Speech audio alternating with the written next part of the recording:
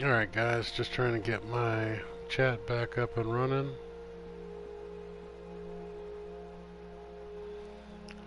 And Mary Lizzie with the firsties on the backsies. Welcome back on, welcome back. Thanks for coming.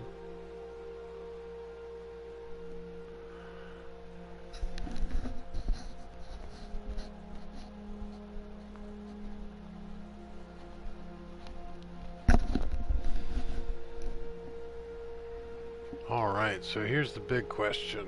If I reload, is it going to lock me into this stupid screen again?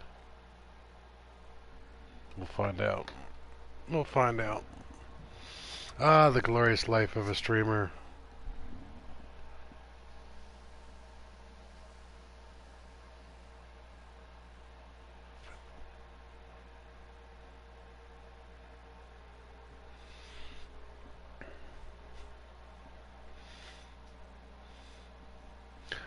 Devante, we'll give you second on that one. You can have beaten Stream Elements. The bot doesn't count.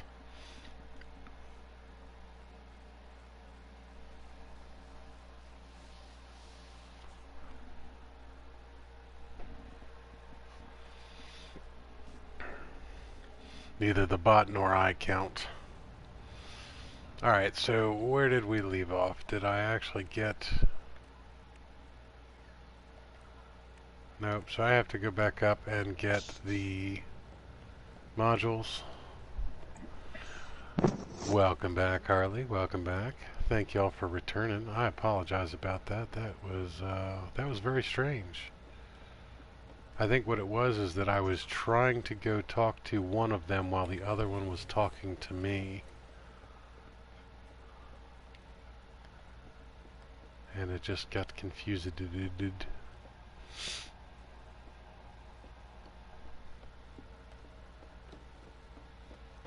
You're an Aries, so 3 is a good number. Right on. I'm a Taurus, personally. Alright, so what we are going to do here is we are going to put the cyclotron module down there. So we actually don't have a cyclotron ballista yet.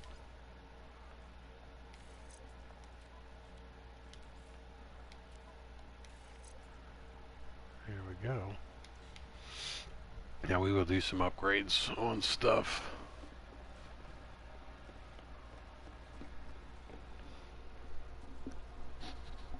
Bad tech, never our fault. I can get behind that. I can get behind that.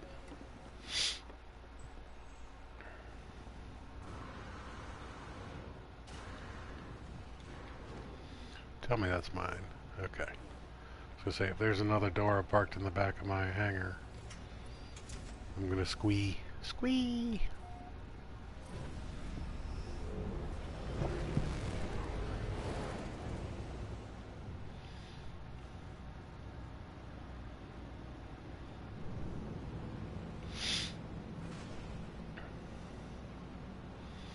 Yeah, I've been getting more and more fond of this body style of fighter. Now, a lot of that has to do with the fact that I don't really use fighters that often, but I'm starting to. I'm not even going to talk to those freighters that just jumped in. I'm going to come talk to these frigates over here. Alright, so I see an exploration. We need one of those. Well, we need 6 of those, actually.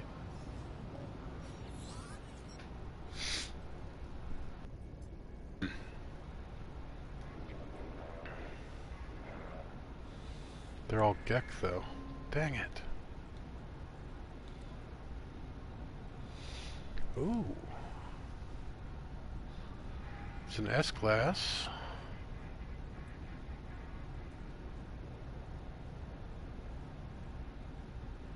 Times damage 22 off 35 expeditions. Alright, so it's got combat, it's got exploration, some industrial.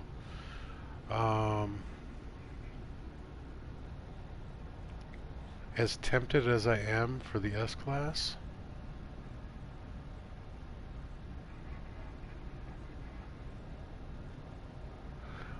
What's going on, trucker? So I'm going to decline the S-Class. I was not really expecting to find an S in a frigate. Or, yeah, frigate. I just want to mix them up with freighters. I invited Tragic before you popped in. I seen he was online. Don't know if he's that. It's him. I know. I'm going to get him in C-Class. Mary, sometimes it's hard to turn down a decent S-Class like that. I would rather level them all up myself.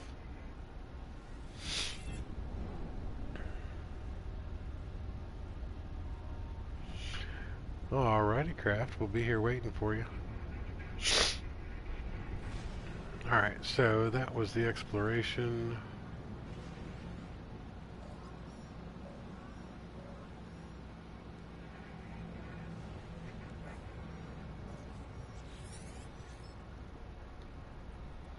Sometimes it's really tempting to just bypass all that work, though, and start off with a single S-Class. That is a crappy B-Class right there. Nope. Bad stats. Bad stats. Threat detected? You don't say.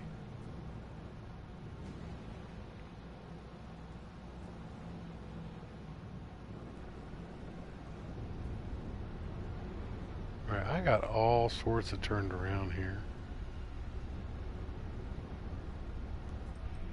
Let's head towards the space station.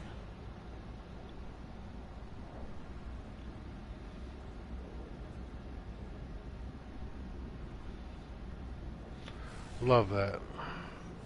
Craft is here, supposedly working in Larkin, and still takes the time to say hello to everybody. That's a hell of a lurker right there.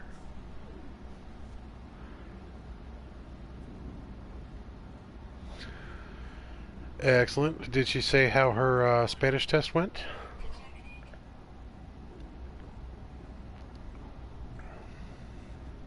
Muy bueno or muy malo?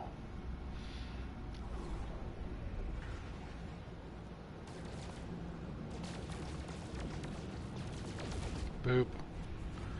Yeah, because I was already confused enough directionally. I needed to smack into an asteroid.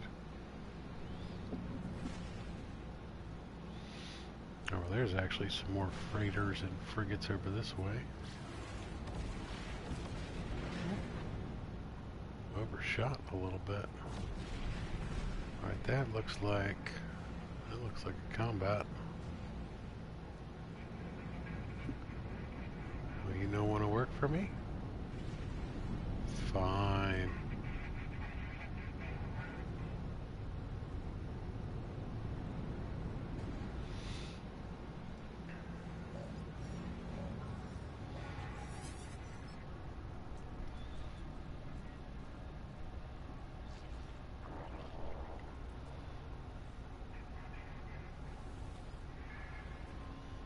Yeah, jump on in, trucker, that's fine.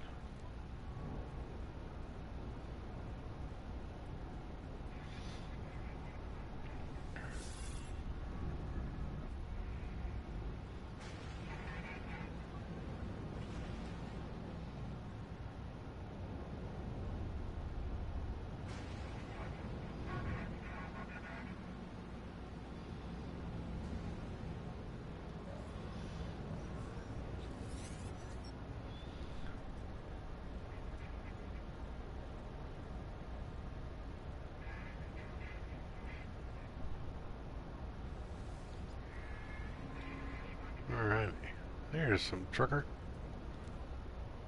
Good morning. Morning, how you doing today? Oh, man. That good, eh? Yeah, I got, some trucker. Oh, shit. Good morning.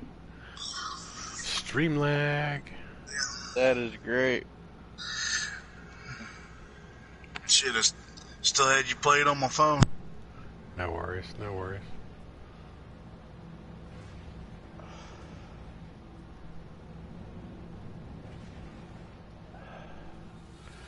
Yeah, it might be better to fly and see me than jump on in because I am in fact in space. Although I'm on a space station now, so now you can jump.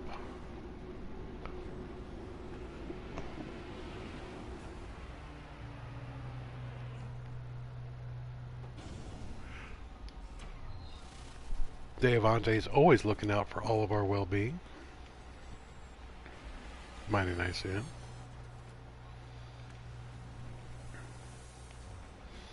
Alright, so what I wanted to do here was see what kind of modules we have.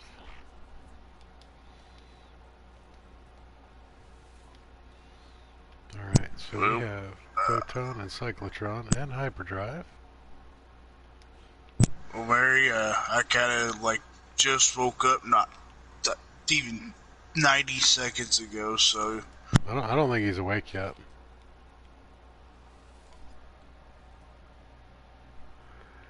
And yes, Trucker sounds just like you should. How you are not really hungover today, I have no idea, dear.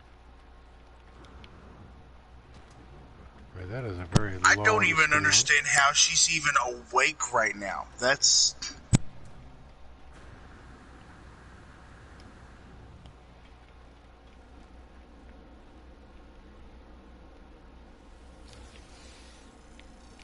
Unfortunately, I would say it's probably the chronic pain that woke her up.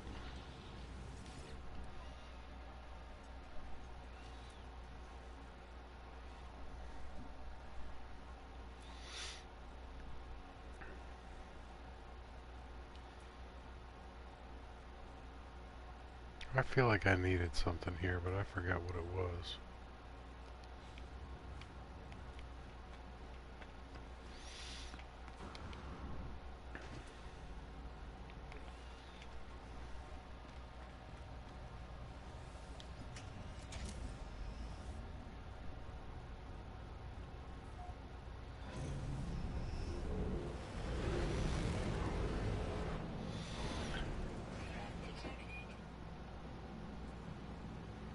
Alright, so we actually have a dangerous pirate, but I'm not in the mood to deal with a dangerous pirate at the moment. If he comes after me, I will gladly take him out, but before that, let's actually do life form. Let's look for... Oh crap, that's the other thing that I didn't do, because the save got messed up. Alright, so let's just call the Bahrain in over here.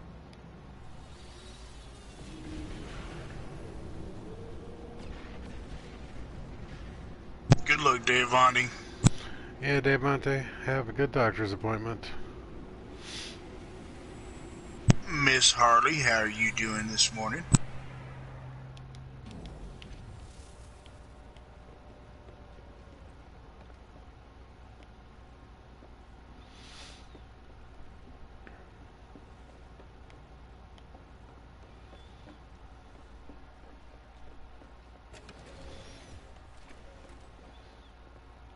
She totally ignored you, Truck, and went right for Mary.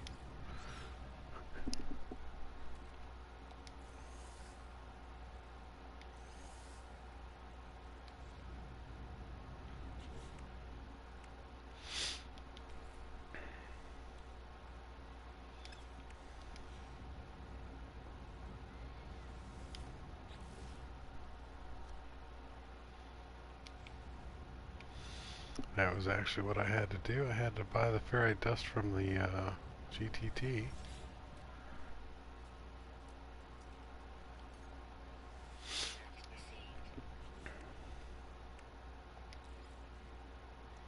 And Jenny, I ain't gonna have to download like a ton of mods, am I? We deleted a lot. We did add a few, but not many. Yeah. I can't remember what we added.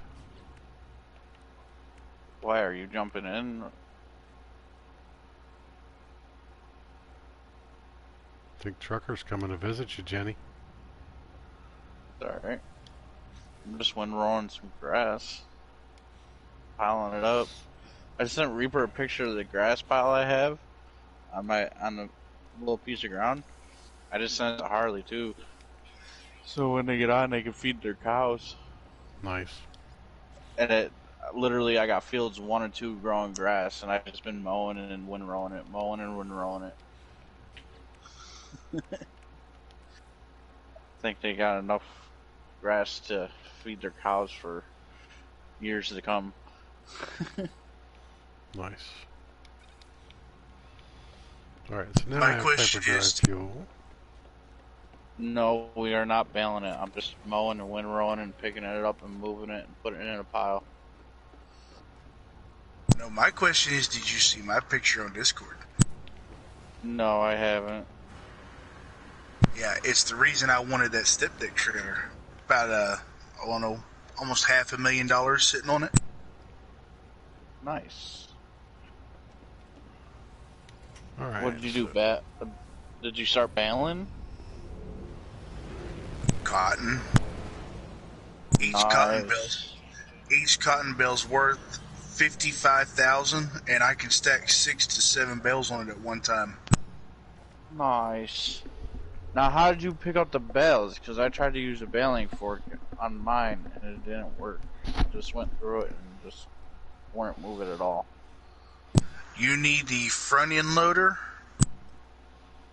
and I'll see if we got it in.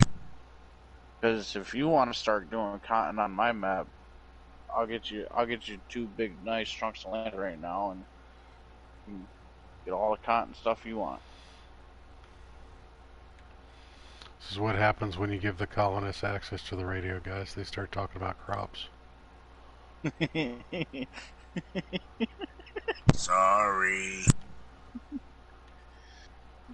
Damn colonists. Alright, there's an advance by Keen. We'll take that. Shoot, I can. You want to do cotton on my map? Is that what you want to do? Yeah, I wouldn't mind continuing that little run. Okay.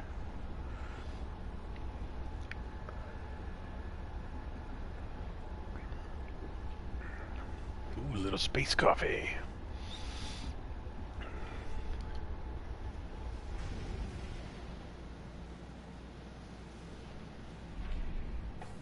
I just got you field 19, 20, 21, 22, and 23.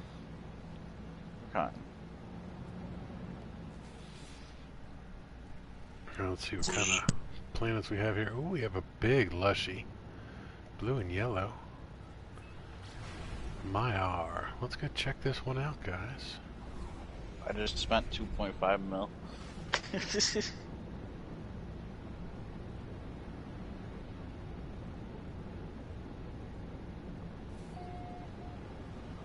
I'm waiting for Timo here to get on and figure out what he wants to do. Timo spent quite a few hours last night playing Conan for the first time. I know. And it was everything I expected it to be. Is it good? It is actually. It's really good. And I didn't really get into building. I started to do a little bit of building, and I think you'll actually really enjoy the building aspect of things, Jenny, because there's a lot of options. The only downside is it requires a lot of resources. Well, that's not a problem. You're a resource collector anyways. Yeah, so going around doing a bunch of stuff like that was, I mean, it was pretty cool. I think it'll be a good next game for us, or at least I think we'll all enjoy it. I know Reaper really enjoys it. There's a couple things about it that I find annoying, like the combat targeting system is really clunky. But other than that, it's pretty nifty. Yeah. I wish I'd gotten into it before, actually.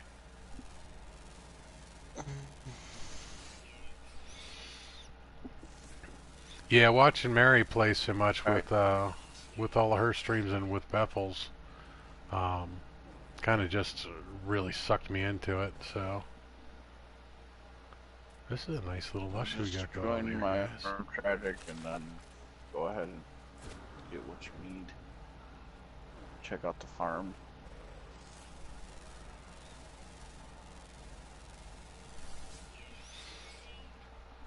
I'm waiting on Simo, figure out what he wants to try out. And then Reaper and Harley, they have fields already with cow farms on them. They just need to start their cow farm. That's why I just been mowing grass.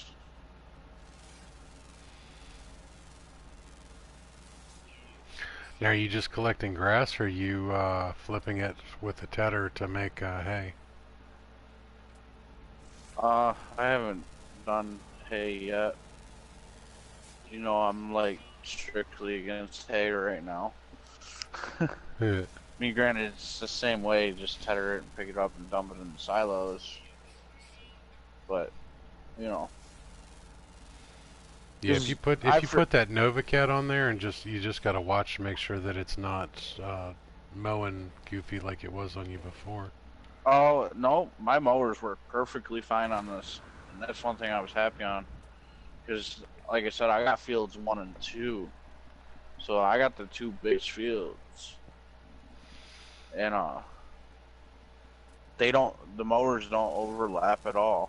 I literally have the NovaCat on a tractor, and then I just bought the regular mowers from the mowing section. And they were not screwing up like they were. Cool. So that's the least the positive part on here. Like,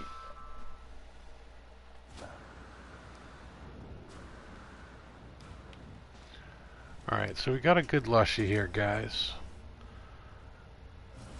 We will have to return to this planet. I got a couple things scanned so that I would remember where it was. I don't even know what the other planets in the system look like. Harley, I will try to take a picture of the whole farm. I don't know how well that will work. 'Cause I literally own, I didn't realize, hold on, try to, there you go. So they have an airless planet. Because I literally own probably 90% of the map already.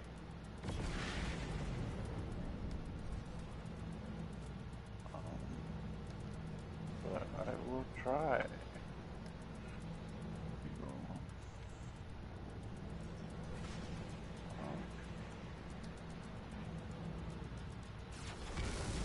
Ouch. Wow, the lag is real this morning. Welcome to a Jenny map. Yeah. That's the biggest downside of the Jenny maps. The lag. I take... I don't have a cyclotron on here yet.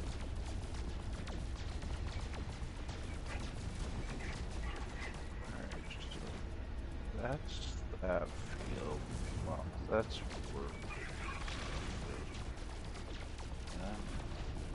Try to get.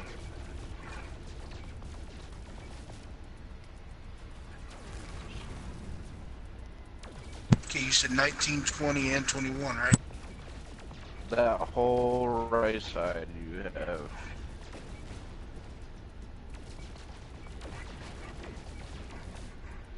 Oh, all the way from top to bottom?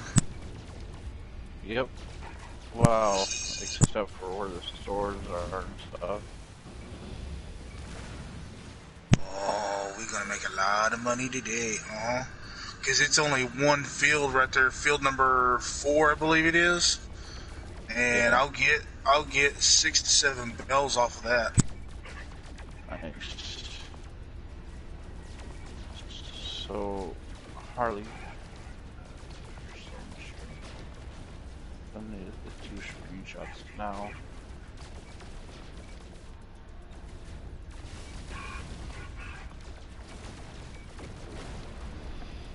Do the backwards flying method of shooting the pirates.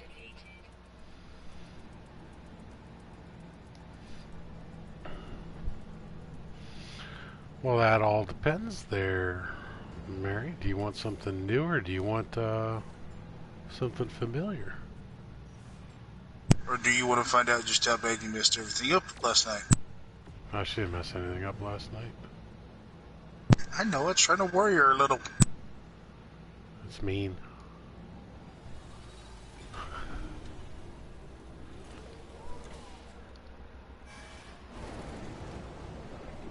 Alright.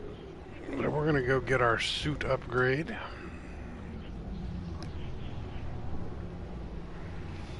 Get this one here, and then we'll go get the one in the station. We'll take a look at what's going on station-wise. Actually, let's check on the community mission real quick.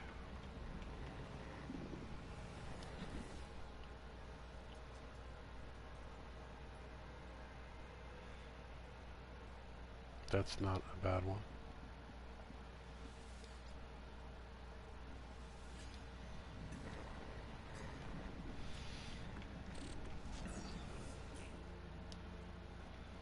We'll do Floral Menace. Sure, why not?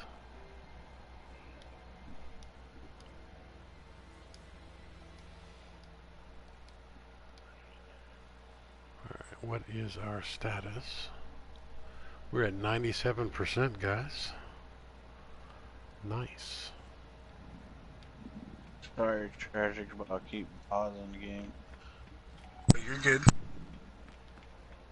I was sending pictures of my area and the farm and cow farm for Harley. Did you buy that truck? Get some nanites. Or did you steal it? Or did you steal it from my garage? I borrowed it from the garage so I could get a layout of what's going on. Right. Once I get it figured out how I'm gonna do this, then I'll put it back. Oh, you're good. My equipment's your equipment. That's how it works. I do have a plow in one of the sheds over there. So. Alright, so for some odd reason it's just not showing, but it was still there. Well, I'm gonna harvest these crops and throw them in the silos for us, so that way we don't waste nothing. Alright, I'll drop some silos on my side of the farm. Except these potatoes, I may plow them under. Go do a little community mission here, guys. Timo doing community mission? Yeah, well, it's hazardous flora, so it's an easy one. Oh, okay. And we're at 97% for unlocking tier 1, so I figure every little bit helps. I thought we would have hit 100 by now. Thought everybody'd be all excited about, you know, colored jets and stuff like that.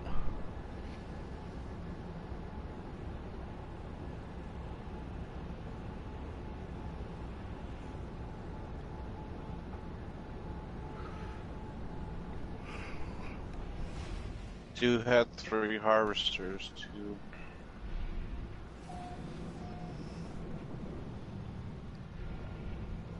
Yeah, I've already got a field of cotton over here, so I'm gonna lease a cotton harvester and get it started on it.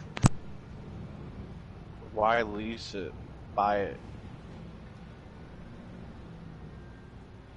Okay. It's really weird hearing that come from Jenny. All right. Well, I have. Oh, we have aggressive sentinels on this planet. Lovely.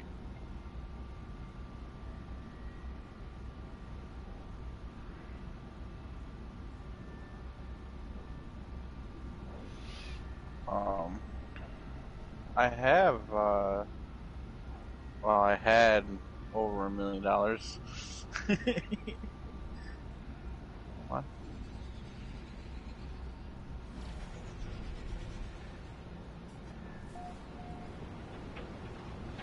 Target planet reached.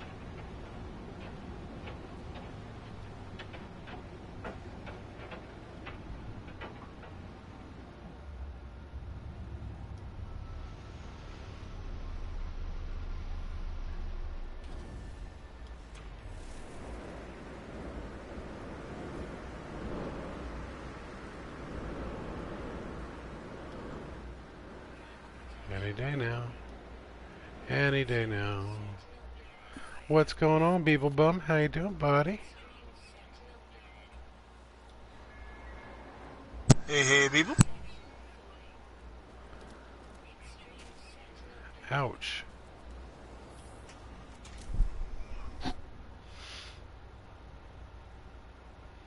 Alright, that was kind of crappy. I'm sitting there talking to the thing and it's just chewing through my...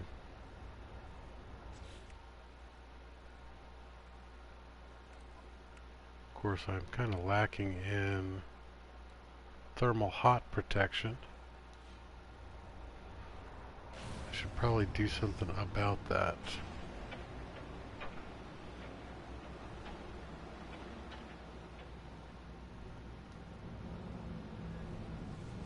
Because I sure as shit am not going to die on a permadeath. Actually, this is survival save. No, this is permadeath. This is my regular permadeath. I'm not going to die to a community mission on a permadeath. That would suck. The big thumb of approval.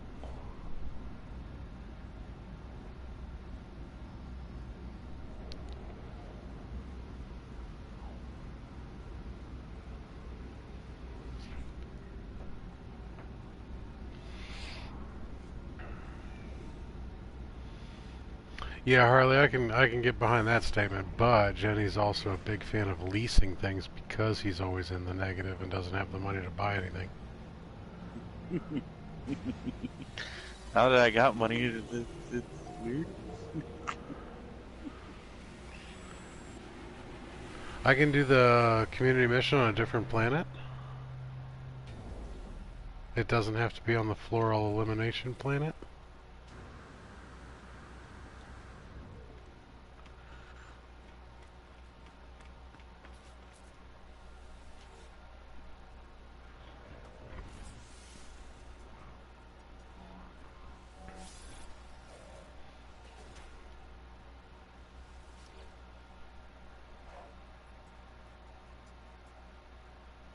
I did not know that, Mary. Thank you.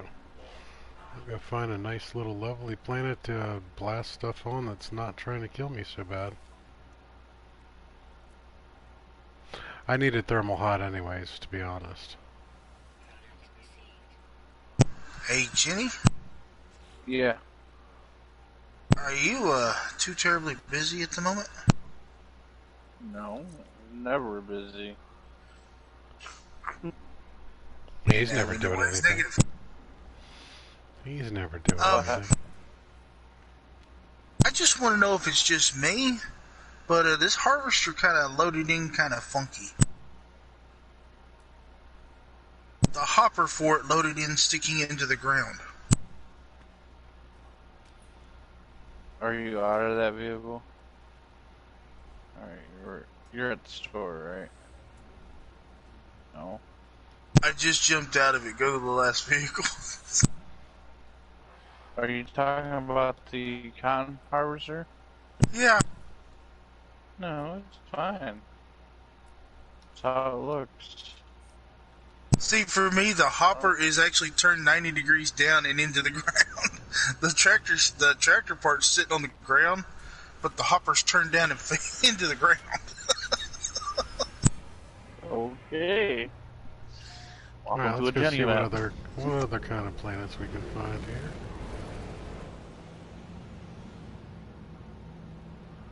That one's not going to help us at all.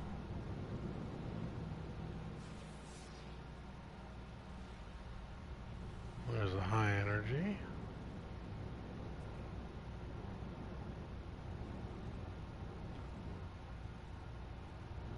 That's the lushy. What do we have back over here? Acrid. Alright, I think we're going to go for the high energy. Rosh 23D8.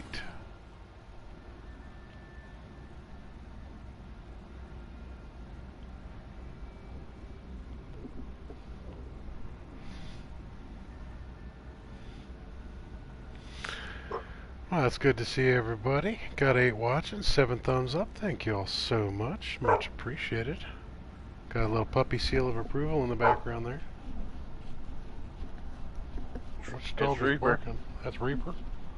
What's Reaper barking at? I don't know. He's under the blanket, barking away. See guys, when we don't have Reaper, we have Reaper.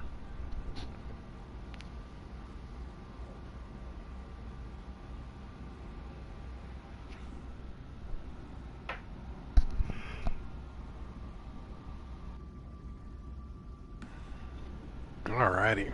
High energy planet it is.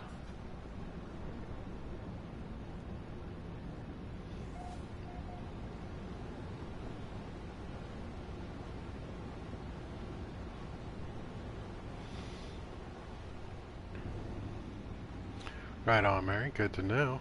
Good to know. They don't do very many community missions, so I'm not really familiar with how they all work.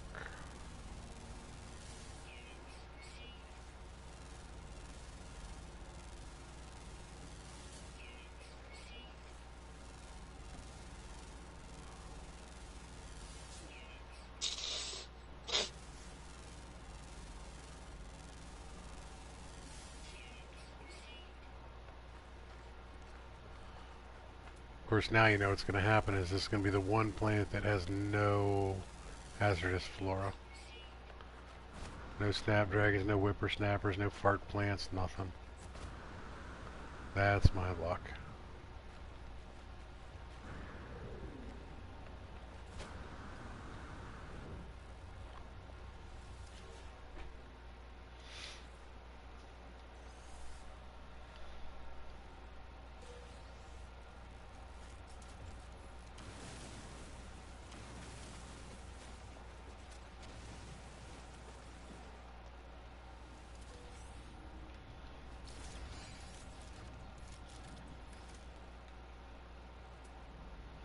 Hey, look at that.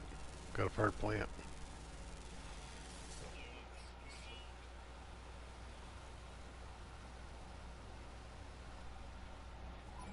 Well, look at that. It does in fact work. Nice. Thanks, Mary.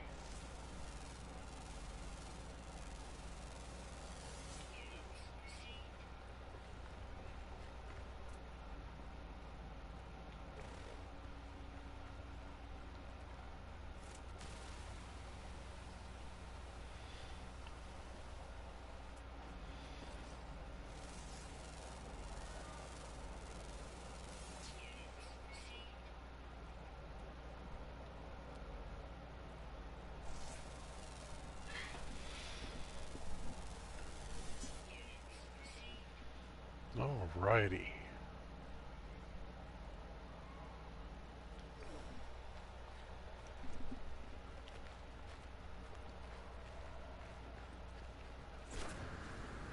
Thanks for the follow there, Leo.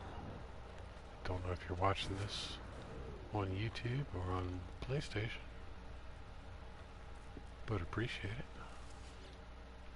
If you're watching on PS4, might want to go jump on the YouTube channel, hit the subscribe, drop a like, ring the bell, and you'll see when I'm doing other streams.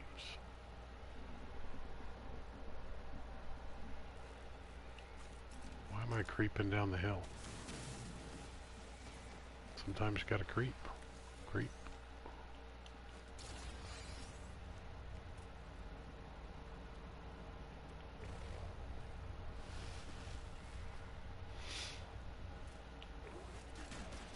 Oh, wrong one. Eh.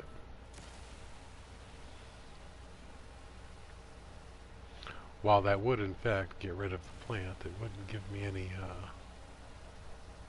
useful stuff at the end. That's right, Mr. Sentinel. I just blew up a fart plant. What are you going to do about it?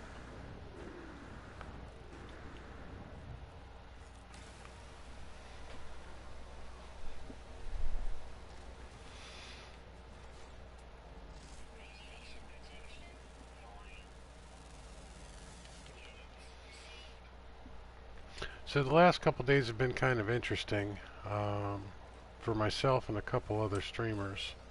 I know a few things have come up that are not the normal that I kind of wanted to touch on, and the basic topic is going to pretty much fall down to general etiquette when it comes to streams, streamers, treating people in the streams as individuals, people, and everything else like that.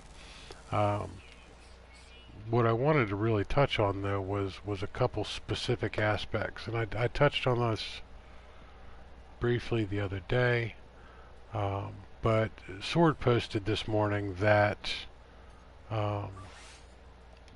he specifically requested not to be tagged on Twitter on anything because he keeps receiving notifications after midnight, and when his notifications go off on his phone, it's waking him up. And the problem he has is he has a special needs child, he has a diabetic son, that their notifications come through on the phone. So when he gets a notification on his phone at night, it's always the assumption that something's going on with his son's diabetes and blood sugar. So he specifically requested not to be tagged on Twitter at all anymore, and especially not, not intentionally after midnight, because some people apparently were intentionally tagging him in things just to be problematic. Now, we knew that he had an issue before with the person on Twitter intentionally starting stirring the pot with the awards that Sword had declined on being part of, and it's just kind of sad that he had to make a request like that people intentionally not tag him at all anymore, because he had asked not to be tagged late at night, and people went beyond that to specifically be pain in the ass. And leads me to another thing, which is, proper treatment of the ladies in particular. That, you get a lot of people, once they realize that there are some females in a stream or people in chat, just going off and, being thirsty. I don't understand that behavior, and I don't condone it, and I don't like it, and I won't tolerate it. But yeah, treat people with respect, particularly, don't be that guy. That's not a good guy to be. So I don't get that. And then if you do happen to notice that there's a woman in the stream and in chat, if she's ignoring you, take the message. She's ignoring you for a reason. Don't go all stalkery and everything else like that. Yeah, Mary Lizzie, I have mine set to off too, and that would be the simplest method about it. And I'm sure Sword has set all of his stuff to off now too. And I think what he was doing was that he was saying that, don't tag him. He's not going to be answering it anyways, because he's turning all that stuff off, because it's just becoming a nuisance for him. But he really shouldn't have to do that. He shouldn't have to specifically tell people don't tag me at all, because people were tagging him to be jerks, which is just it's a jerk thing to do. I mean, there's no other way to really say it.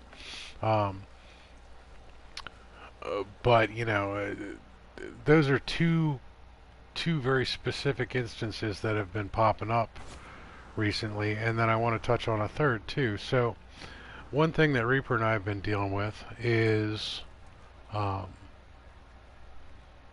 uh, we've been having a lot of people ask us specifically to play with us online, whether or not it's because they enjoy a game, they're looking for friends, or what we're more concerned of is that they're, for some odd reason, they're trying to get into somebody's stream.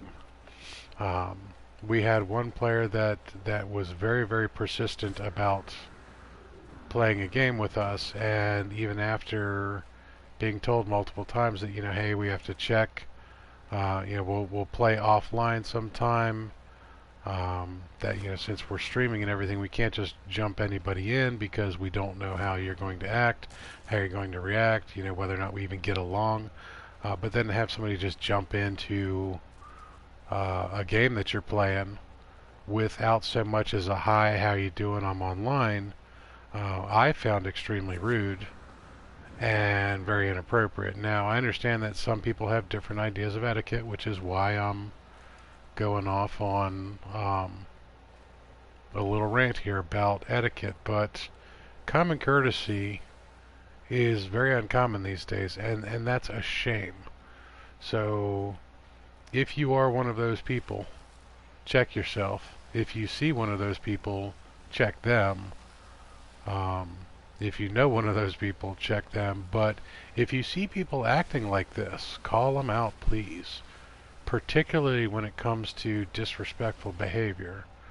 I think one of the other big problems is a lot of people do stuff and don't get called out. And if nobody's calling them out, then they think that behavior is acceptable.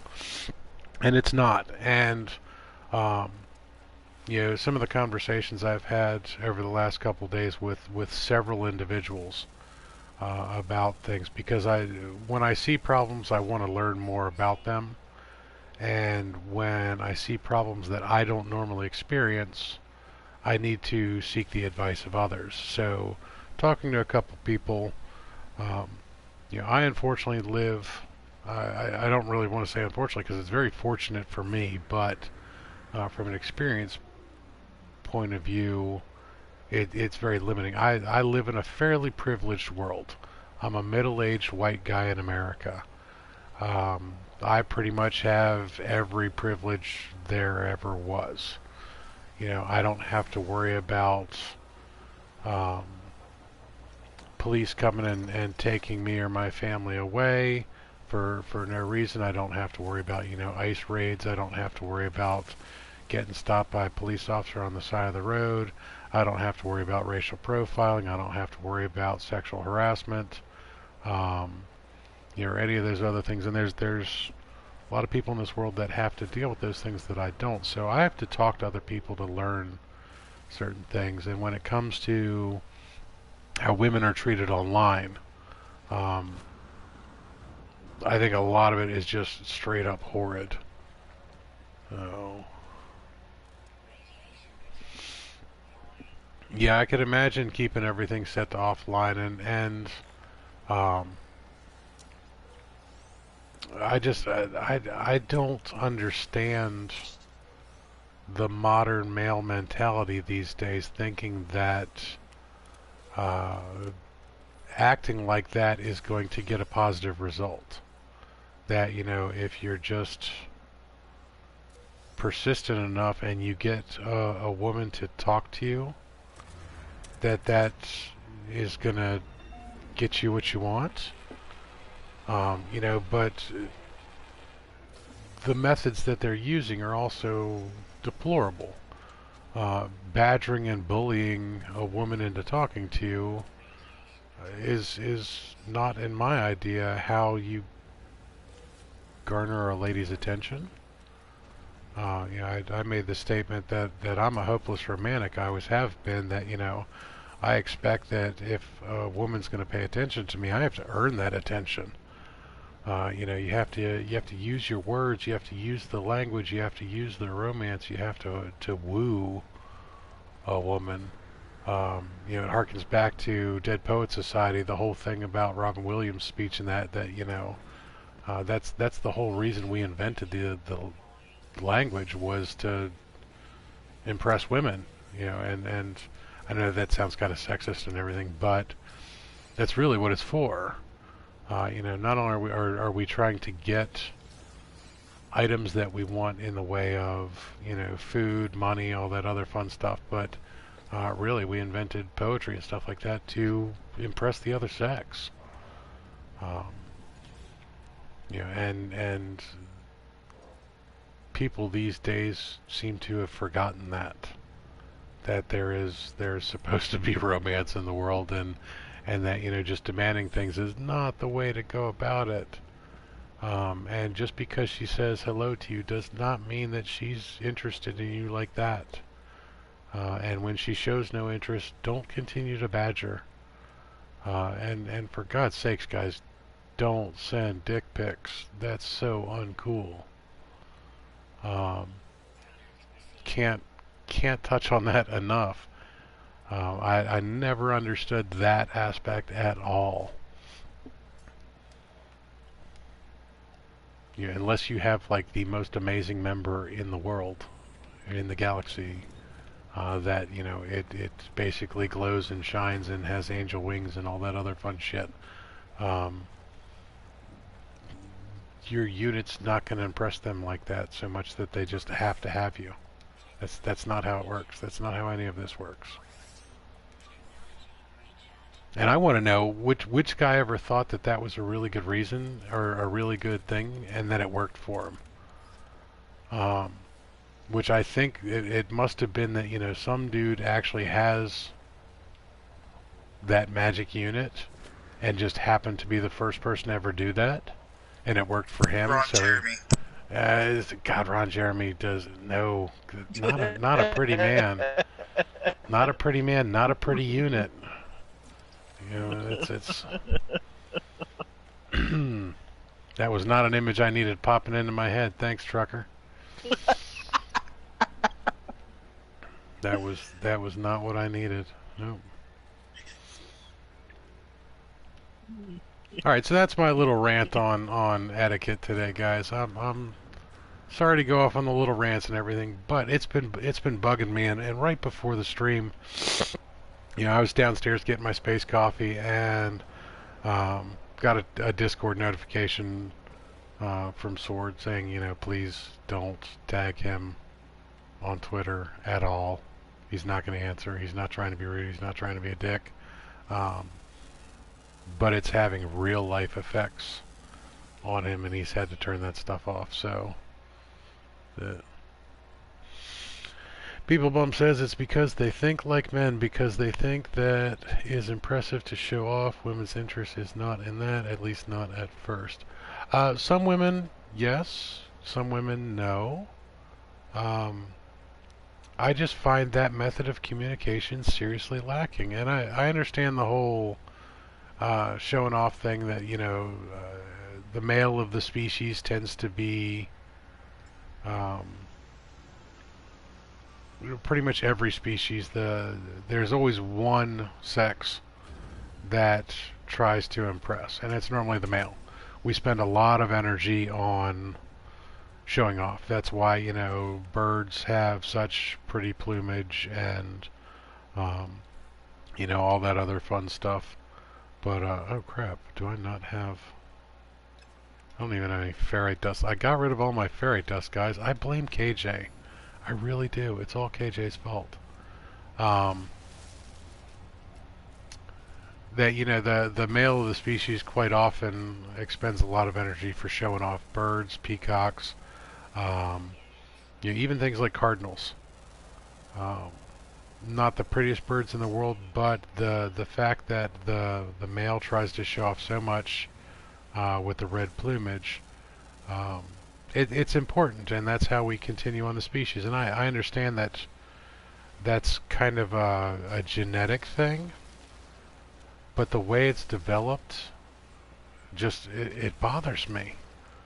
And I guess it's because I am a romantic, and that I felt that I was always I had to rely on my words because the appearance. I mean, I was not the prettiest guy in the world, and in high school I was, kind of a goofy looking fat kid. Um, and people complain these days about the whole friend zone thing, that girls put them in the friend zone. Well, that's a load of bullshit too. But um, I was I was that person that all of my female friends would turn to when they had problems with their boyfriends. I was the person that would listen. I was the shoulder that they could cry on and everything. And while it gave me some wonderful friendships, it didn't get me a lot of romantic activity growing up, which wasn't necessarily a bad thing, but it definitely it didn't wear on me to the point at which I felt the need to do stupid shit like these guys are doing these days. But what it did do is it taught me to use my words. And it taught me to use language, and it taught me to be polite and find other ways to catch their attention, without being some skeezy guy. Um, so yeah, I guess I could have used the uranium.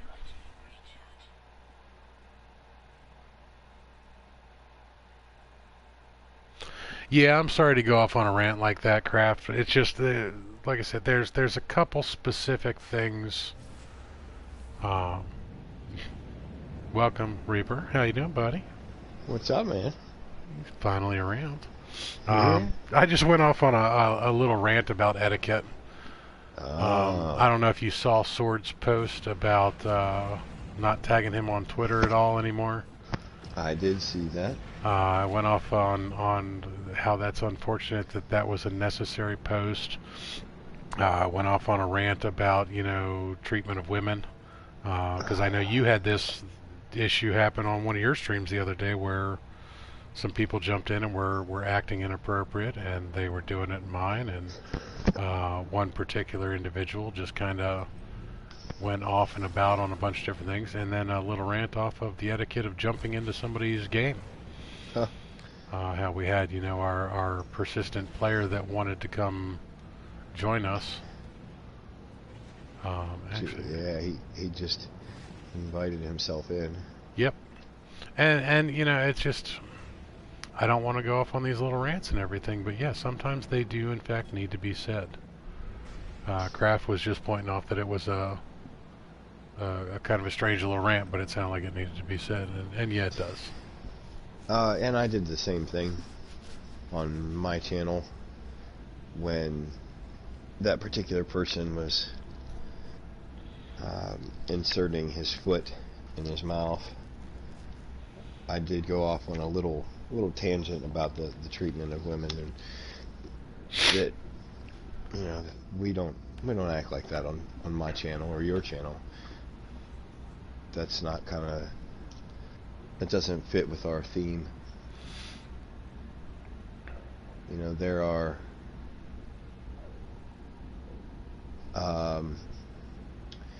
are jokes, and the ladies in this community do have the sense of humor, and they understand when a joke is a joke, but when you take it too far, unfortunately, yeah, like Timo said, these things have to be said, and it's unfortunate that I think they need to be said more often too, and that's the other thing. I think that's where things have changed over the generations. That we the older generation, and I don't mean old or anything else like that, but we the older generation, we definitely did things differently.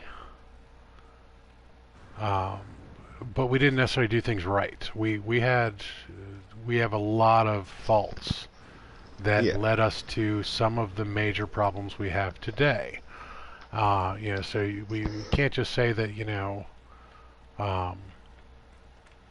the problem with today's generation is that they don't do things the way that we did. That's not right either. But some of the things that I think this current generation has thrown away need to be brought back.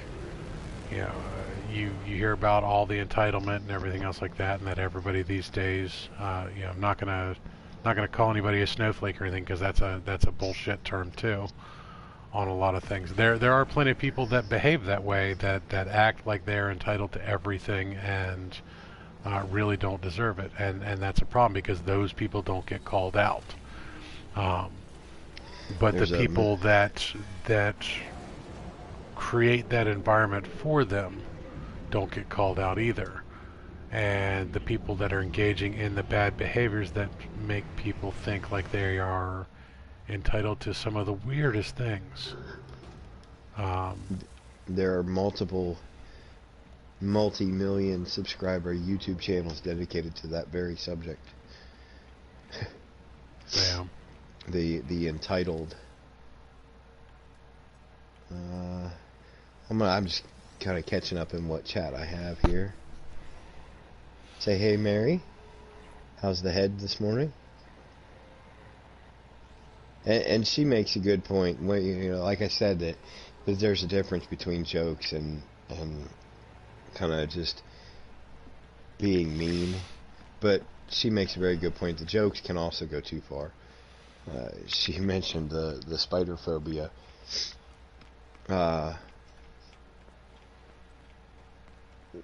Like I said, you know, it's a shame that while we're playing video games, we have to adult and discuss these topics. Now, I have my own opinions about Sword's message. It is unfortunate that needs to be a thing. But I also think that some level of that comes with the territory. Yeah, I think Sword's going to struggle a little bit with the fame that's coming with his status at this point in time. Yeah, that's kind of what I was looking for. Now I did see that there were some responses that you as a Twitter user can limit your notifications. I don't know, because I really just started my Twitter when I started streaming. Right when you came in was actually, we had just finished talking about that, and we touched on, you know, like Mary has all of her Twitter notifications turned off. I don't even have the Twitter app on my phone, so I don't see my notifications and everything. And yes, we have the ability as the Twitter account holder to not get it. I think he was a little lacking in his explanation, where what he was trying to say was, not only I'm not going to respond to these anyways, so you might as well not tag me. I think was what it really came down to, is that, you know, he's not even going to listen to Twitter anymore, because Twitter is just causing him problems. It's causing him personal issues. And I get it. But I think what he was really trying to say was, hey guys, I'm not even going to be paying attention to this anymore, so you might as well not tag me. But he also needed to vent that somebody was intentionally tagging him at night, knowing it was going to bother him. And that's the part that needed to be addressed, is that there's some asshole out there that is specifically targeting, and I hate to say it, somebody's specifically targeting No Man's Sky content creators for harassment. You know, and I'm pretty sure it falls under the whole serial thumbs downer. Yeah. It's probably the same person. That somebody's pissed off at No Man's Sky content creators for some reason or another, and is trying to take it out on. Sword is unfortunately going to be the easiest target these days. Yeah, you know, generally you go after the biggest, the highest profile target you can. And we can all agree that Sword is definitely high profile. He may not have as many subscribers, but just his personality is... I hate to say it, he's the one that's going to rise to the bait. Yeah. He is the one that they are going to get to react.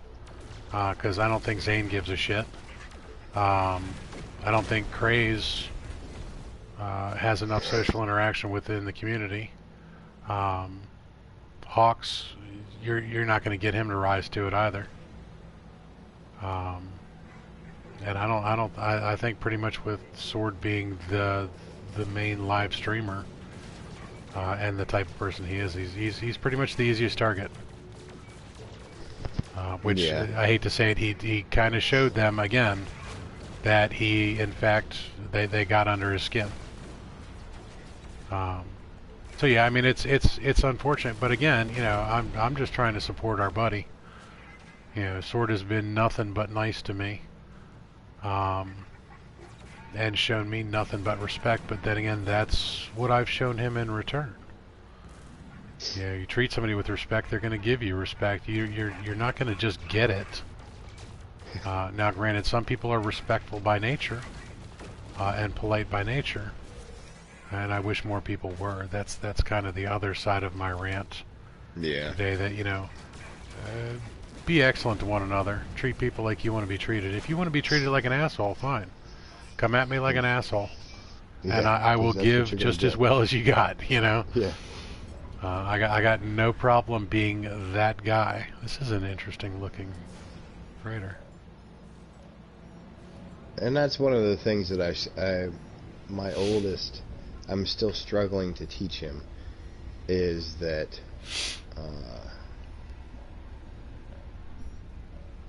if you want people to treat you a certain way, then you need to portray that first. You know, if you want to be respected, then you need to show respect. Mm-hmm. And in his teenage wisdom, somewhere he got the assumption that people should just respect him. And I'm still trying to get him to understand that that's not the case. No, that is a hard lesson to learn, especially for younger folk in general. And I was just as guilty. Oh, I was too. You know, when I was young and dumb, and yeah, there's other parts of that saying, but anyway. yeah, when I was young, I had that same misconception that I was just entitled to certain respect, but I learned very quickly that's not the case, and I think that's part of the problem, is a lot of these people are not learning that lesson. They automatically assume they're entitled to these things, and they don't have any checks and balances. And when they don't get that, they blame it on somebody else. They don't blame it on Welcome their back, Harley. behavior. Hey, Harley. Yeah, they don't blame it on their own behavior. It's always somebody else's fault. Yeah. Now, Mary says that, you know, he could always block that particular person on Twitter. Yes, yes, he could. He could also call that person out and name names, which, like you said, didn't do. That Now, kind what of I defeats the purpose of that particular social media, because what will happen at that point in time is, if he blocks this particular individual, and that person you know, that just gets that person in more of an uproar, and they're going to cause another big shitstorm of stirring the pot, where at that point in time, once he's blocked that individual and he can't see their posts, he can't see it. And this is kind of funny. So we've got Daggerbell Guardian in here as well. Daggerbell Guardian is a friend of mine from the nerd community. Well, Another one of my LARPing friends. Actually part of my household within the game. So he's coming from a position where he gets to see this a lot. What's come up recently is we have a couple problem people within our community, in the LARPing world, where they are broken stairs. They've been problems for years. They're still problems. We're trying to get rid of them. It's hard to do. And with Facebook these days, a lot of people We had a recent post on Facebook where somebody was calling for everybody to unfriend somebody for unsavory behavior. Now, I don't unfriend anybody on Facebook unless they are a complete and total mind-bending shithead. And excuse all the language today, guys. When I get on these rants, it's just some of these things irk me so much that I start to go using the language that adequately describes how bad these people are. So when you have people on Facebook, I tend not to unfriend them, because if I unfriend them on Facebook, I can't keep track of them. Did you get the coordinates, Craft, if you wanted them? Let me go ahead and pull that up one more quick time. There are the portal coordinates if you want it. This is Permadeath PS4. Take a screenshot of your thing real quick, because it's probably gonna be a while before I post that on Discord. But if I unfollow them, I can't keep track of them. And same thing with Twitter. If you block somebody on Twitter, you can't see when they're talking smack about you. So it's probably the same cross-platform and across all saves, though. It's just possible that it might not be. It would be. I'm almost positive it would be across PS4 in particular, yeah. Yeah, across the same modes. As far as cross-platform, that seems to be kind of a toss-up. Yeah.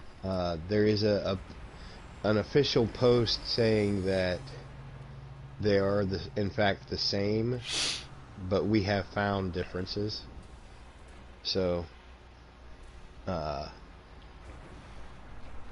it kind of varies, Crapper. You're just gonna have to go there and find out, would be my suggestion. But as far as what you were saying about Sword's post, Timo, I was under the impression, or at least I got the impression when I read it, that it wasn't just one person and it wasn't just a one-time thing. Actually, the way that I remember reading it, I think it's 2 individuals, and it is multiple occurrences. Yeah. Now, if I remember correctly. Granted, I just skimmed it because I was in the middle of a meeting, but I gathered that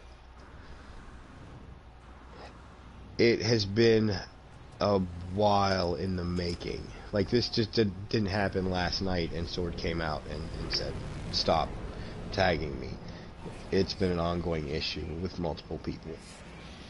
And I think that comes back to the same issue he was having before.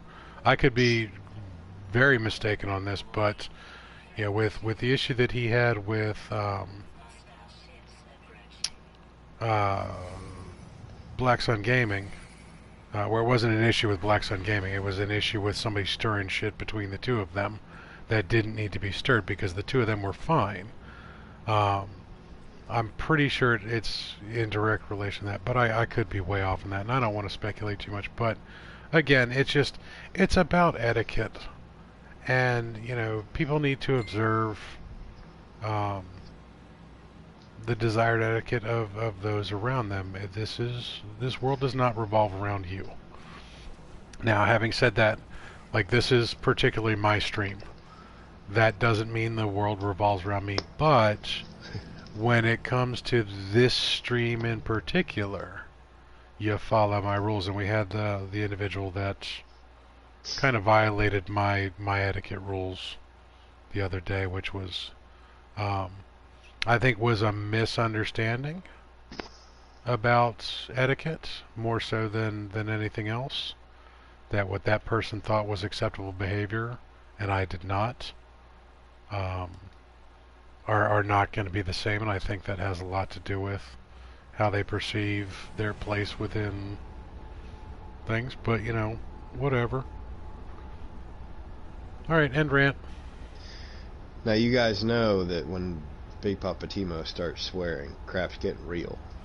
Yeah, and the only time it ever gets worse is if you ever hear my full-on dad voice, which none of you ever will. because I will mute the microphone for that unless something is so drastically seriously wrong that I don't have a chance to do it. Not many people get to hear my full-on dad voice. And if you ever hear the full-on dad voice with me swearing, things have gone catastrophically wrong. Yeah. It's kind of funny. I have stopped entire groups of nerds. Getting back to the whole nerd community, every year I have an event just down the road from Reapers, actually, where about 2,000 of these LARPy nerds get together for a week-long event. It's an event called, yeah, it is Euclid. Everything I do is in Euclid Craft. Every year we get about 2,000 of us together, and we camp for a week. So you get a whole bunch of LARPy nerds that are kind of goofy, and I was in charge of one camp, and we've got 5 camps around us in every direction. And one of the people in my camp was doing something very inappropriate. So the full-on Big Papa Timo voice came out, where I was full-on dad mode and swearing at the same time. But nobody within the game had ever heard me like that. So I quite literally stopped 200 people dead in their tracks with what they were doing, hoping to God that they were not the one in trouble. And so for a solid 30 seconds, the 5 camps around me, and my camp in particular, had all stopped, and everybody was just waiting to see that, whether or not they were in trouble. And then a friend of mine, an older lady in one of the other camps, just burst out laughing. It sounded like a mix between KJ and Mary, with a cackle giggle. The lady's name is Jules, and she's wonderful, but she is a hoot. She just starts laughing, going, "Thank God it's not me that pissed him off." Because she realized she was not in trouble, but somebody else was. But to have that happen was pretty funny. See, my kids, I have the full-on dad mode. My kids also tell me that I have mastered the "what the are you doing" look. Mm-hmm. I don't even need the voice. I just give them the look, and they stop what they're doing, and they usually go, "What?" Yeah, see, Like, Big Mama yeah. Timo knows that when I get like that, things have gone too far for somebody else. But with her, she knows that when I get quiet, when I get really, really quiet, that's when things are not well in the domestic side of things. So. It was funny. I used to be a commercial driving instructor. I worked at a couple different schools. I ran one. And you would be surprised at how often dad mode comes in handy. For driving instructors. Yeah. When teaching adults to drive tractor trailers. That's actually kind of funny. Alright, so we're going to scrap a ship or two. Mary says Husbeast has that look. He gets it from his mom. Yeah.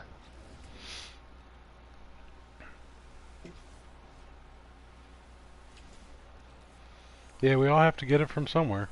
Yep. That's where I get my quietness from. When my mom goes quiet. Now, she's not a very talkative person, and neither am I. It's kind of funny because you guys get to deal with me in a very abnormal way. I am not that outgoing in real life. I'm a quiet, reserved individual, but I play a personality quite well. And most people get to see me that way, so they're really surprised when they see me at home or in private situations where I'm very reserved, very conservative, and a generally quiet individual. Ooh, look at that one. It was funny because we were actually just having this conversation last night. Myself and Harley, I was telling her that outside of Fear the Reaper, I'm a very private person. I keep to myself. I'm quiet. and it's almost as if we are two different people. You know, there's me, and then there's Fear the Reaper. It's a completely different personality.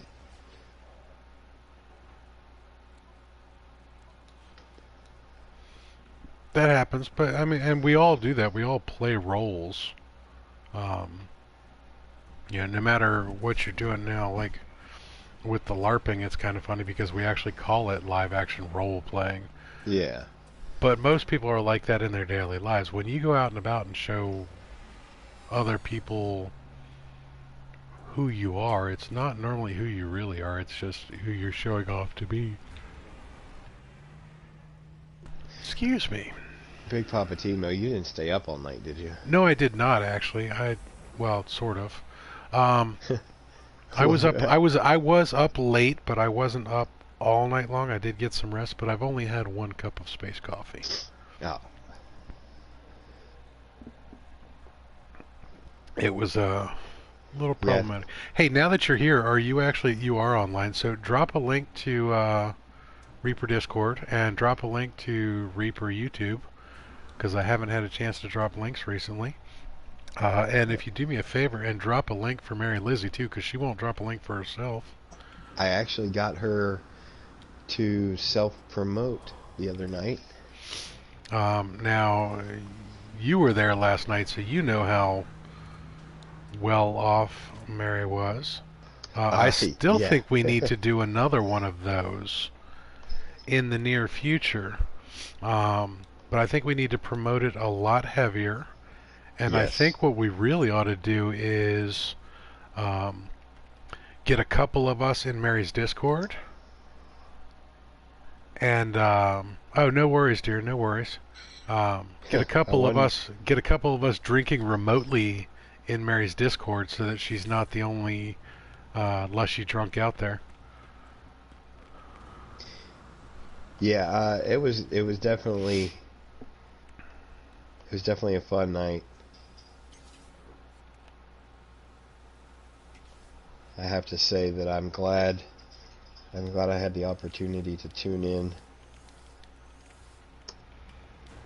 It was for a good cause, and the greatest Bethels ever. Yep, that's my new quote of 2020. The greatest Bethels ever. I think last night ended up with over 60 bad quotes. Yeah. Now, as she did point out to me when I said that the first time, that she was the best Bethels ever, she is in fact the only Bethels ever, but she's still the best. Look at the little radiant pillars, guys. They're so cute. Yeah. Eshik's defeat. Yeah, so there's some links in the chat there for my YouTube channel, Fear the Reaper. I'm currently sitting at 98 subscribers. I did in fact get my 2 subscribers back from yesterday. I'm hoping you got new subscribers to replace the 2 that bailed, because I don't think the other 2 were worth keeping around. Actually, he resubscribed. I believe he said something about alcohol making him make bad decisions. Not an excuse, kids. Not an excuse. Yeah, I was just going to say. And however, it was not as bad. He did come back and make a few comments that were they weren't off color, but they were just an indication, I guess you could say, that I don't think alcohol was the main problem. No, I think the person's personality is the main problem. I think so too. They're using alcohol as an excuse. But regardless, I'm at 98 subscribers. I'm hoping that within the next couple days here, I'm going to hit the big 100 milestone, 100 subscriber milestone. Timo thinks I'm going to scream like an 8-year-old boy. Mm-hmm. I'm not really that kind of He might not do it on stream, but he's gonna do it. He's gonna do like a little victory dance around the Reaper households, Oh, screaming there, like an 8-year-old little boy. there will be the refrigerator Perry end zone dance. Oh, Don't- you're gonna don't fridge you- it. You're gonna don't you straight worry up about fridge that. it. See, I don't think a lot of people these days, or definitely not the younger kids, even know who the fridge was. Kids, That's a go shame. and go and Google refrigerator Perry end zone dance. The Iggy Shuffle. The Iggy Shuffle. Oh, prime example of classic stuff. Yes, Mary, we did notice that she was drinking 4% and you were drinking 30. Yeah, you were doing shots, she was drinking beer. We got it. We got it. Crap Brew, you have to watch the whole thing. I know it's long, but you really do have to listen. It gets... There's so like Timo said, I think we ended up with like 60 bad quotes of 2020. And that's just when Noth bailed out. Yeah, Noth bailed was not early. there the whole time, yeah. There were a whole bunch of other ones after that. There's a pretty good recap in Discord of the bad quotes, but you don't get the full effect until you listen to Mary start to slur her words later on in the broadcast. Yeah. That's when I said that methinks Mary's a little tipsy. Yeah, it was quick too. She went from fully coherent to not quite so coherent relatively quickly. Craft Brew, you're a new player to Conan Exiles. What mode do we recommend? I'm going to refer that to our local Conan Exiles expert, Mary. But while we're on the subject of Conan, Big Papa Timo, What about it? I'm kind of mad at you. Why? Yeah. You can be mad all you want. Why are you mad at me?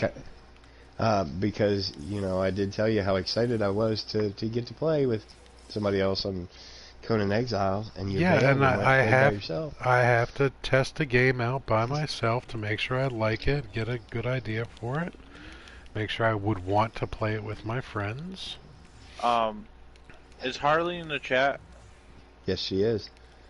Okay, Harley, I'm at 1 million in a silo, 2 silos out of 4 for grass right now, and the pile's not done yet. Now Jenny's referring to Farming Simulator 19. Yeah, which you guys know we have. This is all the colonists hijacking our radio again. Yeah. I'm still trying to figure out where. There he is. I was gonna say there is another situation too. Uh-oh. Got rid of my bell fork. Alright, so Kraft, are you playing on PS4 or are you playing on PC? Since we're talking Conan.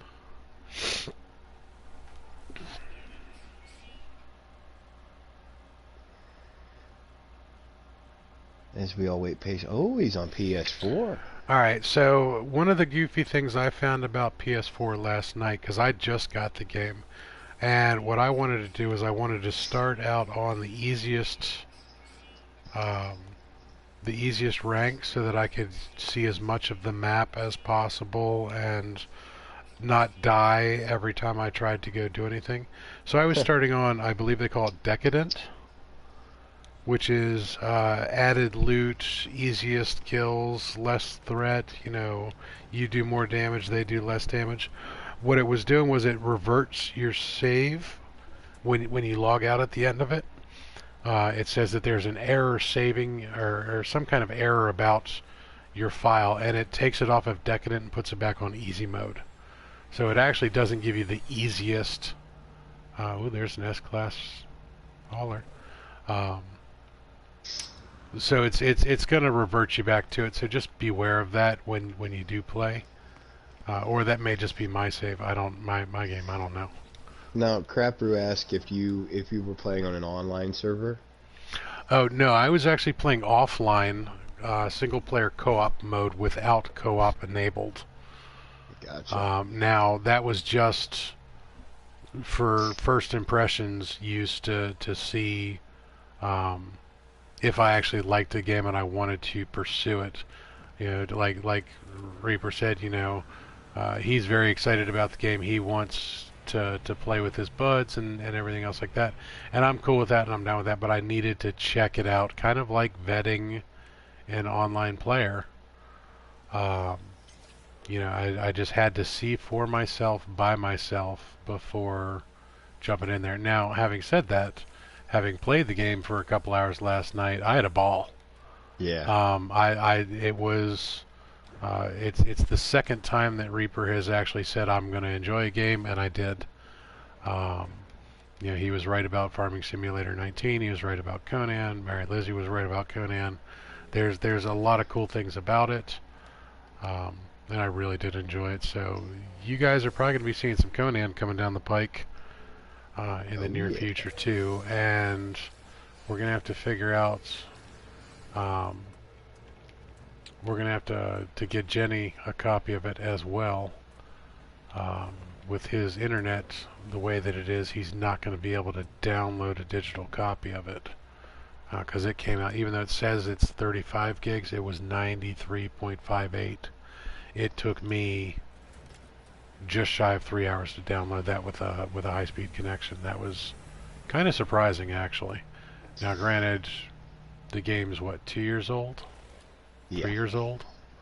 That's a lot of DLCs and a lot of updates to add, but that was also a lot of stuff. Now, Mary said, and we don't have the mods. We don't have mods on PS4 like she does, like they do on PC. And I said, yeah, PC, blah blah blah. We get it. We're the inferior gaming platform. But at least we're not Xbox. Yeah, at least we're not Xbox. Thank goodness for that. Alright, so we got a shield module and we got a hyperdrive module. Nice. Mary said she did her time on PS4. Crafter said that's how he started too. Was on the offline single player mode. Now, I will recommend, I don't know how you like to play games, Craft Brew, but for your first online adventure, I would definitely stick to a PvE server. There is a lot of griefing in Conan on PvP. There's a lot of griefing in Conan in general with online play. Yeah. But on a PvE server, you can limit that. And I'm pretty sure you can limit it with the co-op play as well. Ooh, look, an S-Class shuttle. So what we're probably going to do is we're probably going to be doing some co-op play in the near future. And if you want, Craft, I don't know if you've added us as friends yet or not. Shoot me a friends request on PlayStation if we're not already, and we could probably hook up for some co-op play too. Yeah. While we haven't vetted you online yet, you seem like a relatively reasonable individual so far. As long as you're not a douche canoe on playing games, we'll be all right. I was under the assumption that Craft Brew was one of your friends, your LARPing friends, maybe? No. Oh. Maybe that was somebody else I was thinking of. There are a few of them that come in there. It's D Morty is one of my nerd friends. Dagger Bell Guardian's one of my LARP friends. Twiggy's one of my LARP friends. But yeah, Craft is we met through SwordStream, didn't we? Pretty sure. Yeah, yeah, definitely feel free to send us a friend request, Craft Brew. His gamer tag is Big Papa Timo with underscores. Go figure. And And mine is Reaper_16993. Definitely hook up and play some Conan. Now, why in the world did I just get C-class modules off of an S-class?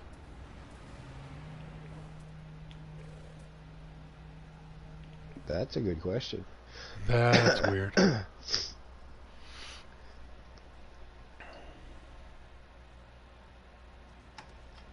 Nice, Craft Brew. That's awesome. They still have their big super secret project in the works. Nice. Alright guys, so it's now 20 after 1. We normally run from 11 to 1, and what I want to see is, do you guys want to go a little further? You want to keep going? Reaper, Well, you want to chat with some people for a little while? yeah, I can. I was going to make a suggestion. What's that? Mary Lizzie has a stream scheduled for 2 o'clock. 2 p.m. our time, 2 p.m. her time. That's a good question, Mary Lizzie. That's a huge difference. It is a huge difference in time. It's only an hour. It is only an hour, but that's still a huge difference in time because that's 3 o'clock our time.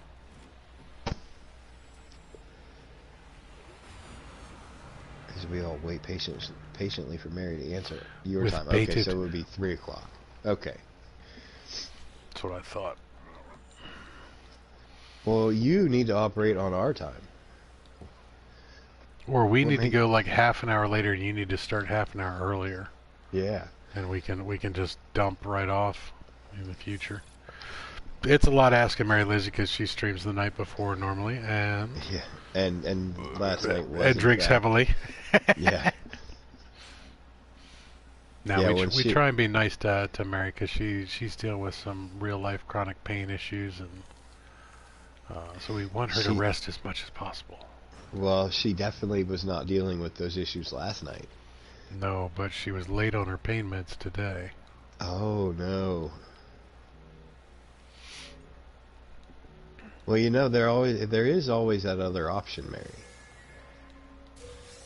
You could Day just get drinking. drunk on. Yep, day drinking is a thing. It's actually something I excel at in the LARPing world. That's the best way to drink is day drink. Crapper says he actually thinks that we met on one of my streams. Oh, nice. And he searches for live No Man's Sky streams, and so he can lurk and work. Yeah, Mary was feeling no pain last night. Well, why is that not showing me the mouse over? There we go.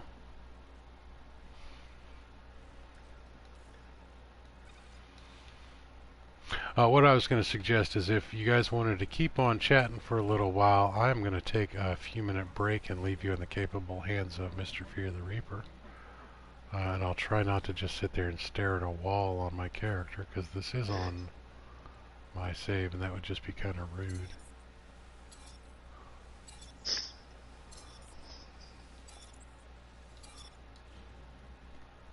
But I'm not opposed to going further. Who else do we have in chat that I can call out here?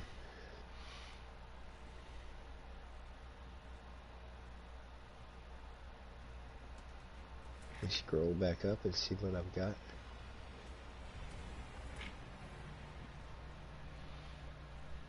Is Beeblebum still here? Don't know if people's still here or not. Alright guys, I'm going to leave you with a nice little view of the landing strip. I will be back in just a few short minutes.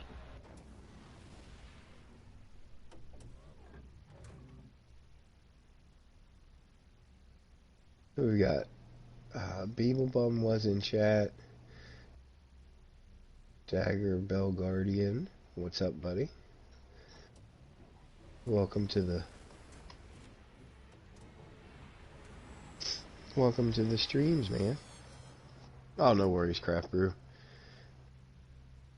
I keep telling everybody that's why we're here. If you have any questions on games that we've touched on or that we play, or any suggestions for games you think we might play, don't be afraid to drop them in chat there.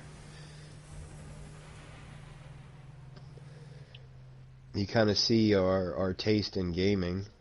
There's a lot of survival and building games and resource gathering based stuff. Husby thinks I drink too much already when I put just enough vodka in my drink to take the edge off. He says it's because it's with nearly every drink. Well, you know what, Mary, here's what I have to say about that. You do you. If that's what it takes, that's what it takes. Because no one knows what you're going through but you. And I understand, Husbeast is kind of on a more personal level, but still, he only knows what he sees. So, like I said, you do you. Craft brew. Oh yeah. Yeah, definitely. Now, I haven't played Conan for quite a while. Again, it goes back to gaming is always more fun with your friends. And I didn't know anyone that had it. So although I was into it, eventually playing by yourself gets boring. So I kind of put it down and moved on to other games.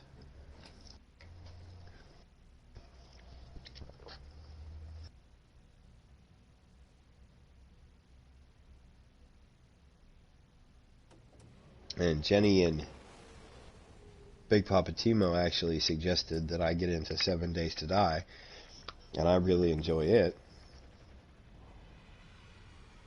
I actually, let's see. Mary said you have a natural resistance to pain medicine. I actually have a natural resistance to most medications, not just pain. My dosages have to be pretty high. They don't do as much as they should.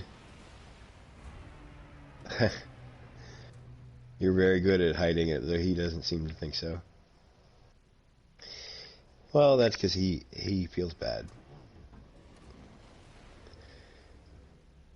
And yeah, Craft Brew, I actually started building a giant castle on it. It was I'm gonna call it a modded server, but again, we don't actually get mods on PS4. What it is you can go in and change the rules, and you can get more resources per swing, I guess you call it, and stuff like that. And this one was pretty heavily biased, so it was pretty easy to get resources. He told him if he didn't want you to drink so much, he should stop buying it since you don't drive anymore. Well, that's a good point. If he's going to enable it, he can't complain about it.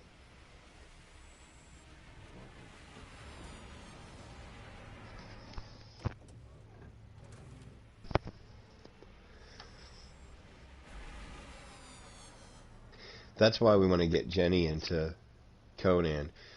Jenny's a builder, and the scale that you can build on in Conan is amazing.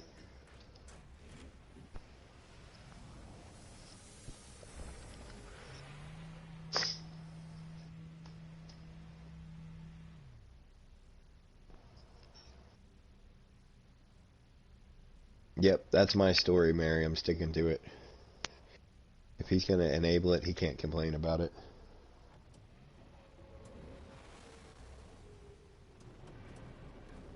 You'll get on the up. We're being supervised. I think anybody that enjoys building would enjoy the building aspect of Conan. Now, they might not enjoy the other aspects of it, but Conan is definitely a builder's game, especially when you see that what Action Pants does with glitch building in No Man's Sky. You know, not having the ability to built-in ability to get the pieces to do what you want them to. With Conan, I think he would have a ball with it.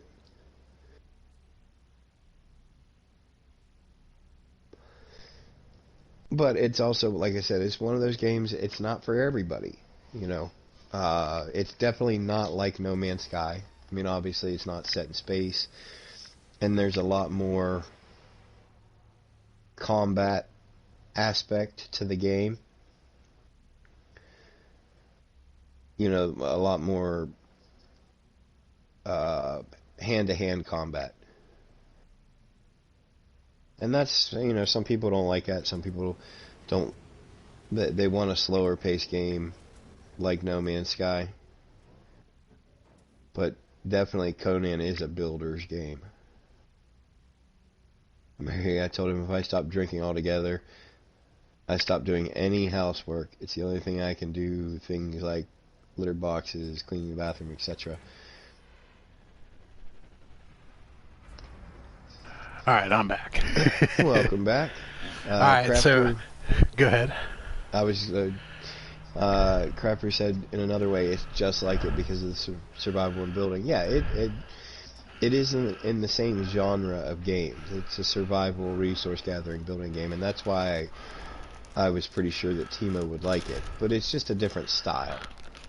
It is a totally different style. But yeah, it's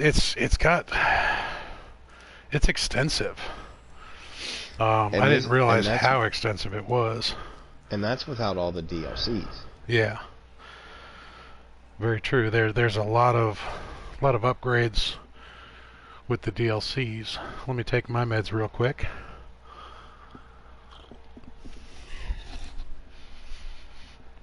All right. So, getting back to the drinking and enabling thing. So, I'm on a lot of heart meds, and a lot of my meds don't interact well with liquor. And I'm not a big drinker to start with anyways. Now, Big Mama Timo, she's not a big drinker either, but she does like, she likes to drink for the same reasons. It helps her relax. It helps her do the menial tasks a lot easier and stuff like that. But from the husbeast perspective, so I go out and I get my wife vodka because I know she likes it. She comes home from work and she wants to sit back and relax, and she's got some nerve issues in her shoulder and stuff, and working in the deli like she doesn't really help that very much. So I enable my wife as well, where I will go out and buy her the vodka. Now the funny thing is, when she's not very good at knowing her limit, where she'll get pleasantly buzzed and then very quickly go from pleasantly buzzed to just straight out drunk. And 2 sips difference on a drink is all it takes her to get to that point. Now, when she's pleasantly buzzed, she's a lot of fun to be around. She's nice, she's pleasant, she's relaxed, she's calm, she's considerate and everything. And then when she's drunk, she's a totally different beast. She's not belligerent or anything else like that, but she gets very chatty. And she starts to talk a lot when she hits that point. And my wife is horrible at telling stories. So much so that it takes her 5 minutes to tell you a story that really is 2 sentences. And she's all over the place. And she also has horrible recognition on people's names and faces. So we get a lot of those. You remember that guy from that movie about that thing type of stories? And she Yeah. relies on me to remember that it was Henry Cavill in Superman, Superman Returns, not Justice League, or something like that. And it drives me absolutely bonkers, but it makes her feel good, it makes her happy, and she enjoys it. So while certain aspects of that bug the hell out of me, um, I still don't have a problem being the enabler, being the one that went and bought her a big bottle of cheap vodka so that she could sit back and relax and everything. So yeah, I totally get it that um, if he doesn't like it, he really can't complain about it. Yeah. As long as he keeps doing it, that's what we're there for, though. That's the joy of being a couple. You deal with the parts of your spouse and your partner that you don't like, because of the things about them that you do like. I wish some of them understood that aspect. Yeah, there's a lot of misunderstanding about that too, and that's I think a lot of that has to come with us, with how long we've been together. Now, Mary, you were saying that you and your husband have been together, that you've known each other for 30 years. My wife and I are pretty much the same. We've known each other since high school. I met my wife when she was 13 years old. I was 17 at the time. I was a senior in high school. She was a freshman when we first met. And we've been together since then. So we've grown up together. We've seen all of these habits develop over the years and everything. And I don't want to say that we deal with them per se, so much as that we've grown to be those people together.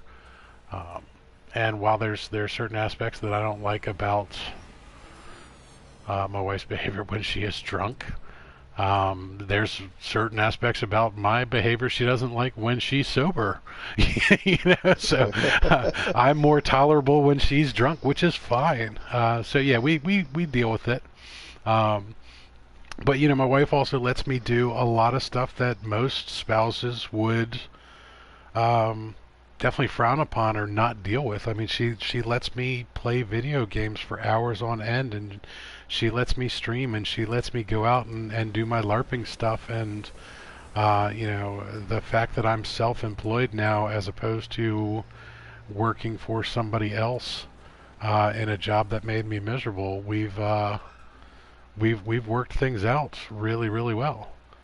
But it is a sacrifice at times, and I wish more people would learn to make those sacrifices, because I think that's a huge reason a lot of marriages don't work, is people don't learn to give up something of themselves for their partner. A lot of people just, I think, tend to be a little too selfish on a lot of things, and long-term relationships are all about compromise and sacrifice at times. So, totally different rant today, guys. On another note, Reaper, I finally finished up that pile. Nice. Grass. 1,233,000 Wow. just in that pile. It's a lot of grass. And there's more in the field. There's already rows in the field. Alright, guys, so I noticed something. So I scrapped out that S-Class ship before, and it gave me C-Class modules. I just scrapped an A, and it gave me C's. So I think Hello Games has nerfed ship scrapping. I think that was a unknown change of this previous update, because look what I just got. A C-Class Hyperdrive, a C-Class Pulse, and a C-Class Shield. Those should have all been A's. That's a little frustrating. I'm going to step away for a minute, Timo. I'll be right back. Right on, I'll be here. Not going anywhere. Alright, Okay. so Neoteric Bedlam says weed. Yeah, there you go. Weed works for a lot of people, I'll give it that. Not really my thing. especially since I live in a state that has not decriminalized yet. Apparently Pennsylvania is working on it, but we'll see. I'm from a state that did decriminalize, and that would be Maryland. Maryland, D.C., and Virginia all have pretty lax laws these days. Now, the funny thing is I actually qualify for medical, but Pennsylvania has some really dumb laws that if you go get your medical card for marijuana, you have to give up your guns, and I'm not giving up my guns. So that's not an option for me. I also am a firm believer in utilizing other medications, so long as they work, but I know that cannabis works for a lot of people, so I'm not knocking it, don't get me wrong.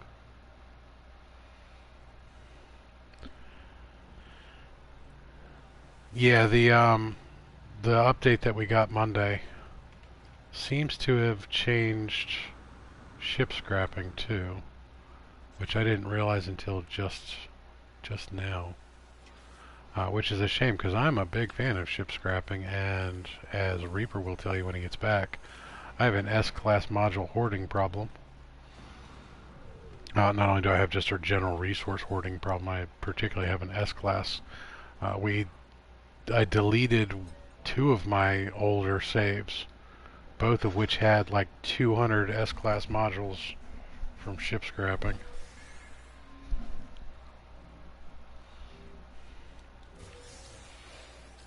Now see, that gave me S-class modules the way that it was supposed to.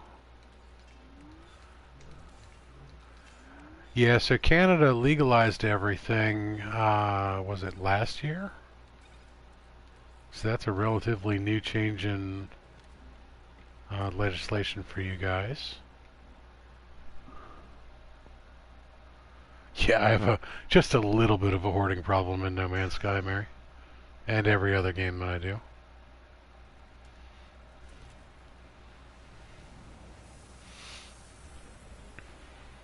Yeah, see, I can't do oxys. Now, pain med wise, I'm kind of strange. So, I was making the comment last night that I used to get migraines. I started getting migraines when I was 11 years old, and suffered for years and years and years. And the only way to get rid of my migraines was the heart attack, mainly because what a heart attack does to your body and the meds that they put you on to prevent another one. Tend to prevent migraines, which is wonderful. Not having a migraine in 3 years has been glorious. Didn't really want to have a heart attack to have that happen, but that's what ended up. But I also have crushed vertebra in my back from when I was an elevator mechanic. I should be on a lot of pain meds because I deal with constant pain all the time, but that's what I do, is I just deal with it.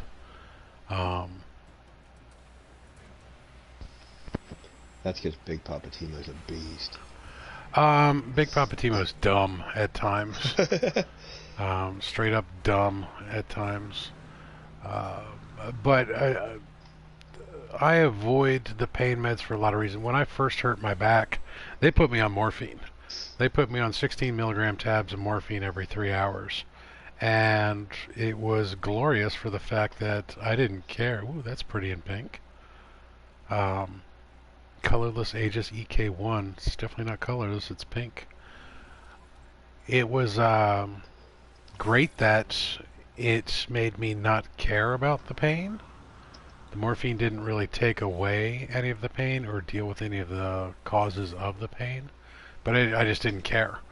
The problem I had with it was I didn't care about anything else either. I spent roughly 6 months on morphine after my incident at work that caused the injury, on morphine, and I woke up one day and it was kind of funny. I actually was trying to make a cup of coffee and woke up, and all of my dishes were scattered about my kitchen. They were all over the counter, and I didn't realize that, I hadn't been doing dishes in months, so I didn't have a clean cup to make a cup of coffee. And waking up to that, I mean, I'm not very good at waking up in general, much less without coffee. You know, heaven forbid Big Papa Timo not have his space coffee. Horrible, horrible thing. And I realized it was the morphine that was doing it to me, causing me not to care. And I had kind of lost 6 months of my life because of that. Daniel Hipley in his house. How you doing, buddy? What's up, man? What's up to Neoteric Bedlam? Is that on PC, Daniel, or is that on PS4? And my question to that is red the only color we can have so far? Yes, it's going in tiers. So it goes red, blue, and then green, I believe. Let's go ahead and jump out here to the anomaly. It was at 97% when I did the community mission earlier. If it's 100% now on PS4, we're going to say thanks, Big Papa Timo, for finally doing a mission. It was all me. It was all you. They refuse you entry into the weed dispensary if you don't have a photo ID, as it should be. While legalized marijuana in Canada or decriminalized marijuana in the United States. Hey, look at that. Tier 1 complete. Danny Nice. Hipley is correct. We have access on PS4 as well. Awesome. No, I think what Neoteric was getting at was the fact that although he requires an ID to get into the weed dispensary, they now have liquor in the grocery stores where people can freely come and go. But you're saying that you actually have to have a photo ID just to enter the dispensary. Gotcha. Yeah, and liquor is a whole different ball game. So, all right, that's a jetpack exhaust override. Cadmium injection nails add a bold red flare to the jetpack's output. Transform the appearance of your exosuit. Add an appearance modifier. All right, so it's not a module. It's just you can do it at the thing. And tier 2 is going to be green and then blue. So red, green, blue. And then next week, I believe we get the, was it purple, pink, and rainbow? Are the next tiers? I'm sure the rainbow one's going to go real quick. That's what a lot of people are waiting for. So I don't have 800 Quicksilver, so I can't really go test it out. You want the purple? Kind of figured. Kind of figured you would want the purple. Getting back to the alcohol, though. Alcohol has always been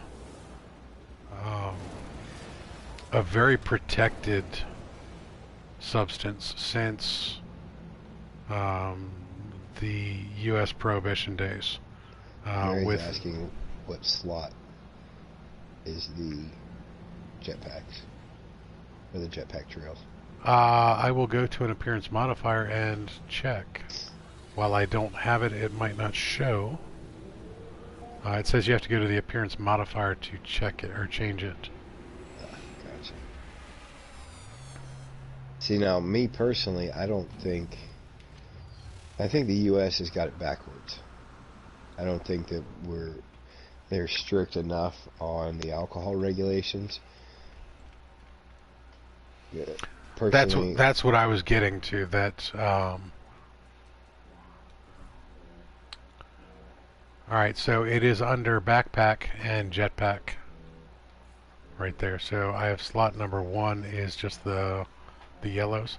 The alcohol industry has always been heavily protected since Prohibition, because basically once we changed those regulations back and we realized that our government was not going to function properly without taxation of alcohol, and it pretty much led to organized crime in the United States by prohibiting that behavior.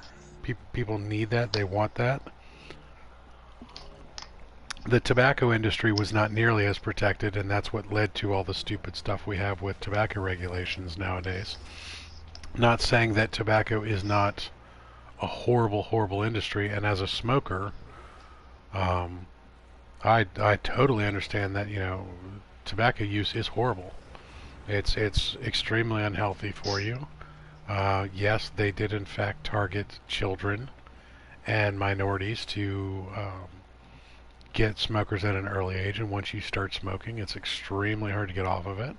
But alcohol's the same way, that it targets younger people.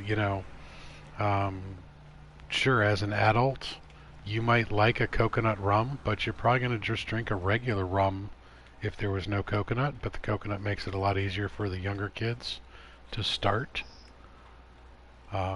Marketing and targeted marketing in particular is extremely effective, and people used to get onto your brand loyalty on a lot of things, and we have the same issue going on with vaping right now, where they're trying to target vaping for the fact that kids, younger people, are vaping more often than they're smoking, but ironically it's leading to them smoking as well. That, they'll start vaping, and yeah, they like the bubblegum flavors and stuff like that, but the adults use that too.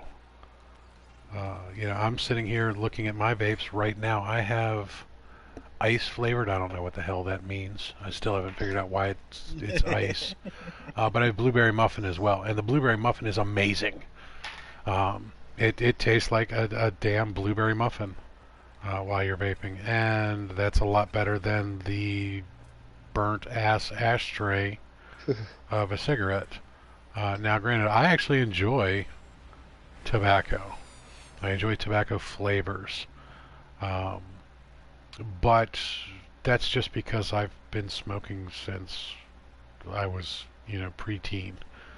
It's not something that your body naturally wants to go, ooh, this tastes good. No. No. Burnt tobacco does not taste good. You just start to associate that with feeling good. Whereas blueberry muffins taste good. No matter how you look at it, you eat them, unless you're allergic to blueberries and are a crazy person that doesn't like muffins of all things. Blueberry muffins are amazing.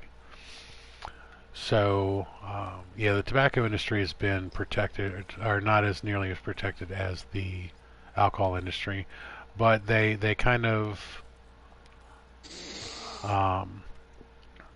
overregulate cannabis.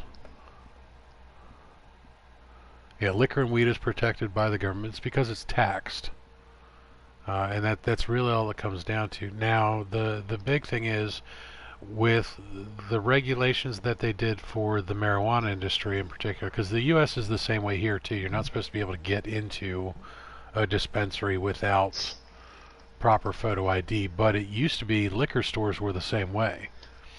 Up until the 90s, you used to have to show ID to get into a liquor store unless they knew you. If you're a regular customer, it was not a big thing. Porn shops, same way. It used to be that, to get into the back room of your local video store, you had to show ID to get in the back to show that you were over 18.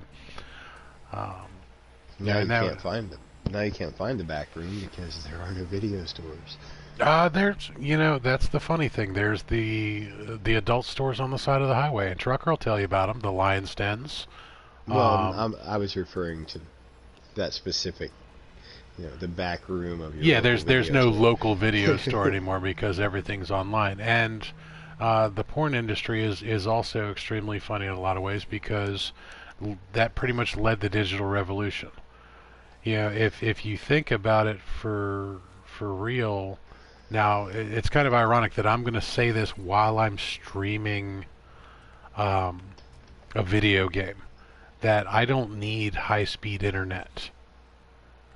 I really don't, for anything other than one of two things: playing video games and watching videos about video games, watching other people stream, or porn. That's pretty much the only reason anybody needs to stream a video. Video conferencing on phone calls, not as common as people would think. While it is becoming more and more common for businesses to use teleconferencing and stuff like that,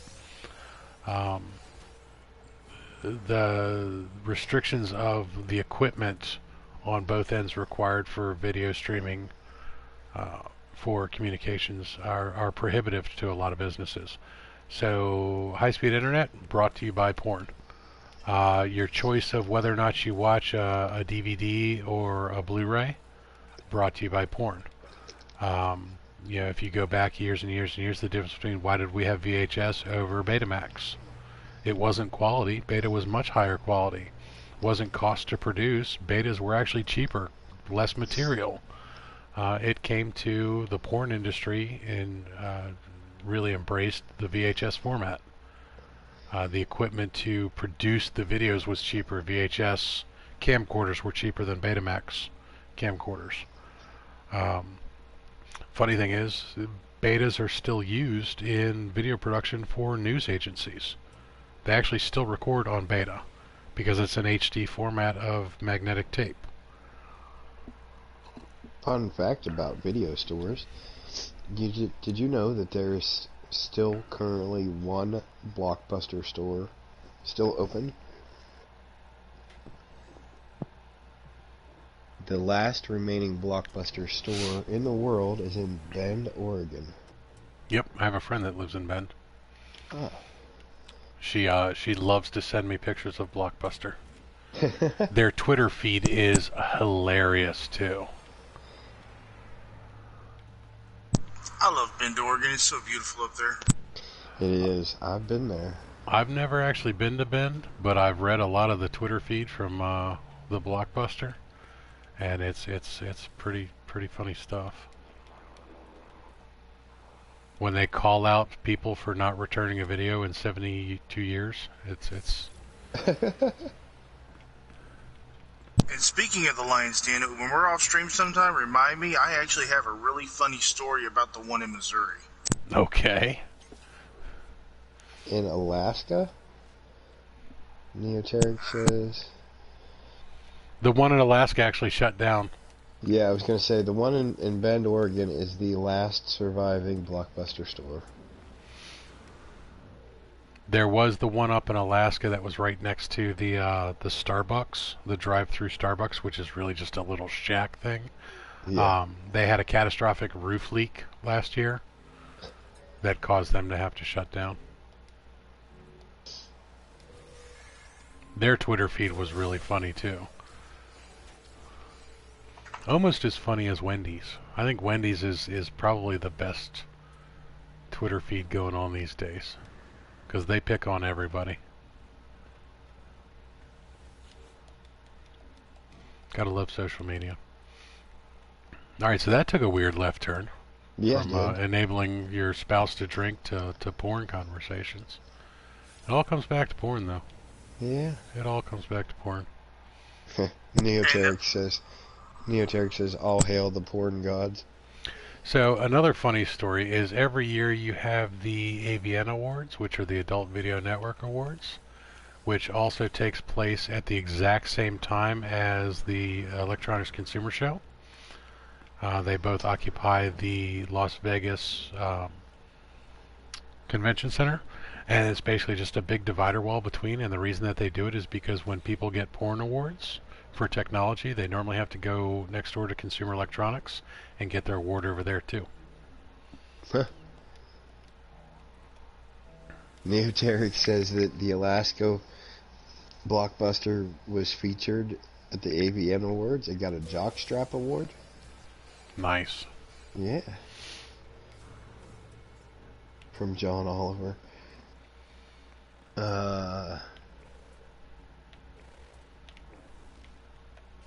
Not sure where that comment's going, but Timo beat me to it. So I turn around and we have porn and Hitler. Yeah, that's what I was. Had to lean forward and read it to make sure it was. Make sure that that's what it said. Yeah. I might need to explain that one a little bit. Yeah, I'm not sure. Like I said, I'm not sure where that one's going, but this could be good, could be bad. We'll find out in a second. Now we're all curious. You have my attention. No.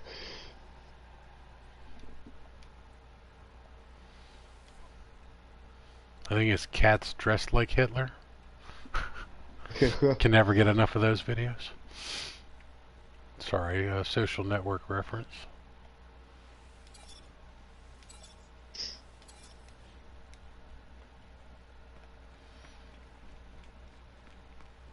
So we're up to 10 watching, 9 thumbs up.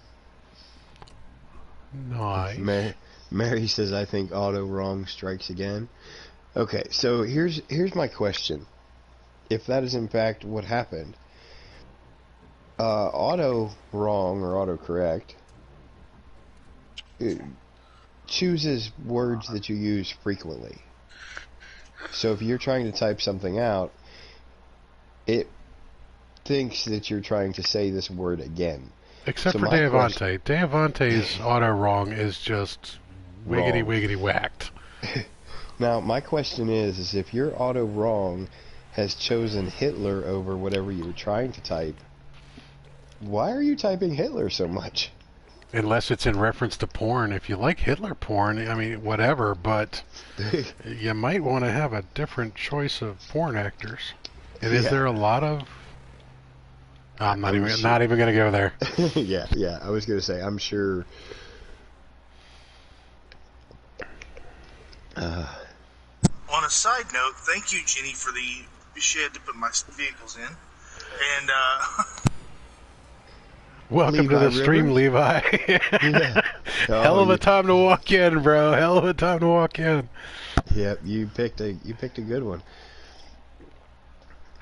We're not really talking about porn and Hitler. We're trying to figure out where that comment came from. Yeah. We are talking about porn, though. Which is kind of funny. I just looked at Discord, and apparently my son has posted to the Discord channel his link to his videos. So if you guys ever want to see what my eldest looks like, he posted up on the Discord for self-promotion. Dagger Bell Guardian says Nazi Germany made condoms and blow-up dolls, as far as I remember, to prevent their soldiers from contracting STDs. Interesting. Oh, it was... Fun fact of the day. I'm sorry, it wasn't featured... Neoteric says it wasn't featured in ABN. It was featured on last week's Tonight with John Oliver. Gotcha. John Oliver gave Alaska a jockstrap, and in return the previous owner got... Colia chlamydia. Yeah. Named after John Oliver. Nice. Yeah. Yeah, this is definitely taking a weird turn.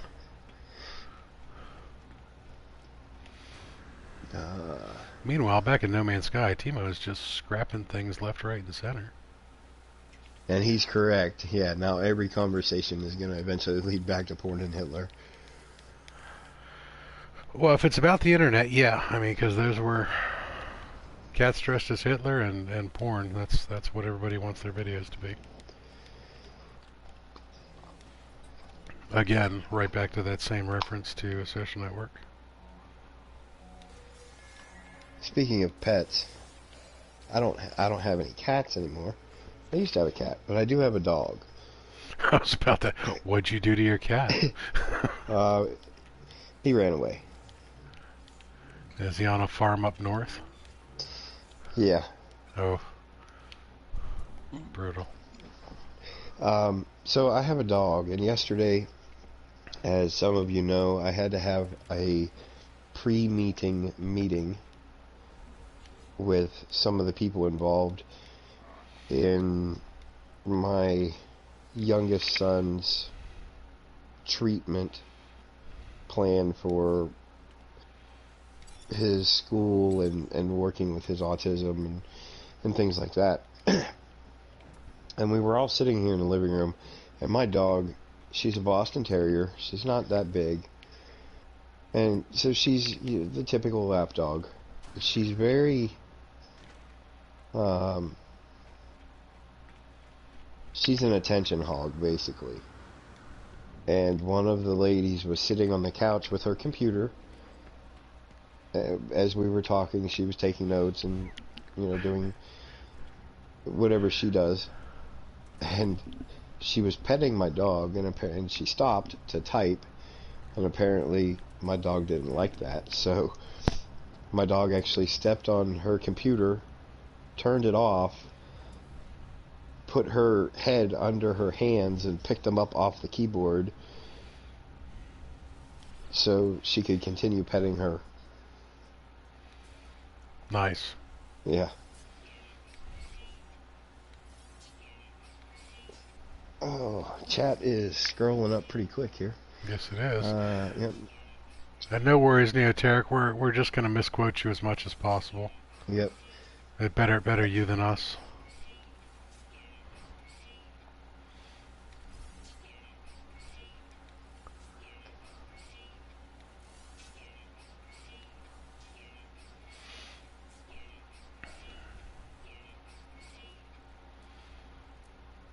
Lull in the conversation. Well, I'm gonna say that's kind of pushing it a little bit there, Neoteric. Yeah, just the choice of word is a little bit. I know the subject has gotten quite mature. We try and limit what's actually typed, though, because the crawlers will come back and see that. Not so much the speech, but anything that's typed out, and we got to be a little careful of content in the middle of the day, because while we are a PG-13 and not made for kids, we don't want any strikes as we're starting out on our early journey of streaming here.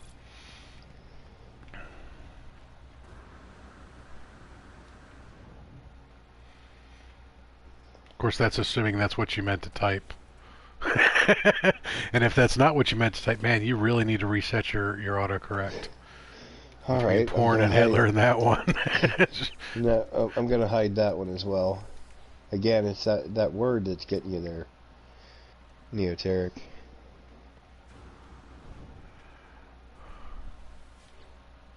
I understand that. Yeah, we get it, but it's going to be misconstrued. Yeah, it's just that word. Remember that YouTube reads at a 6th grade level, so it doesn't. When the crawlers go through, by crawlers we mean basically a computer program that goes through uploaded videos and scans through the chat. So it's going to see that word in the chat and not take it in context, especially since there was no context in that sentence. Now, since we know what you're talking about, we understand it, but the computer algorithm does not.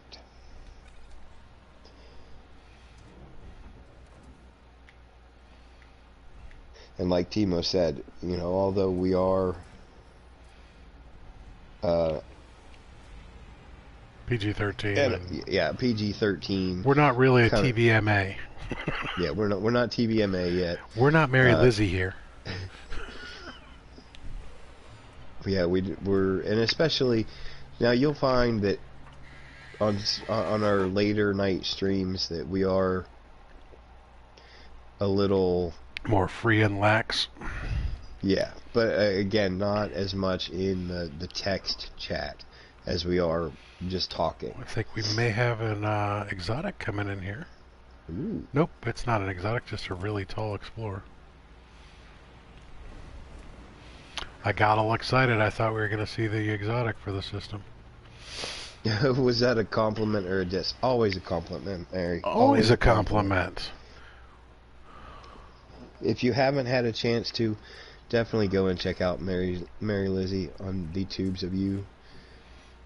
She's an amazing content creator, and she is practically perfect in every way.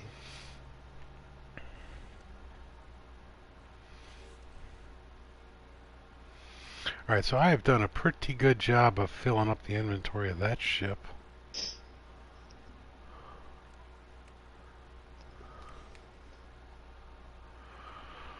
Alrighty. So getting back to the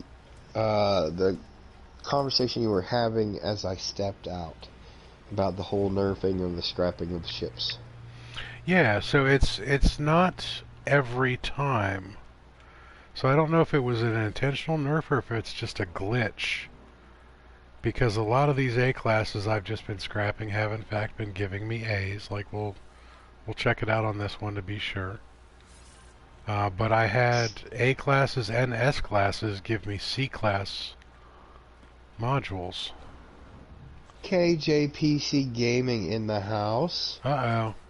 What is up, KJ, you KJ? came in at just the wrong time, hon. I am hoarding everything right now. It's going to drive you nuts. Everybody, welcome KJ. KJ is another amazing content creator. Yes, she is. And to her credit, Big Papa Timo and I would not be where we are if it was not for her. Alright, so that gave me A-class modules. She's been here for half an hour. She's cooking meat sauce. Are you having spaghetti?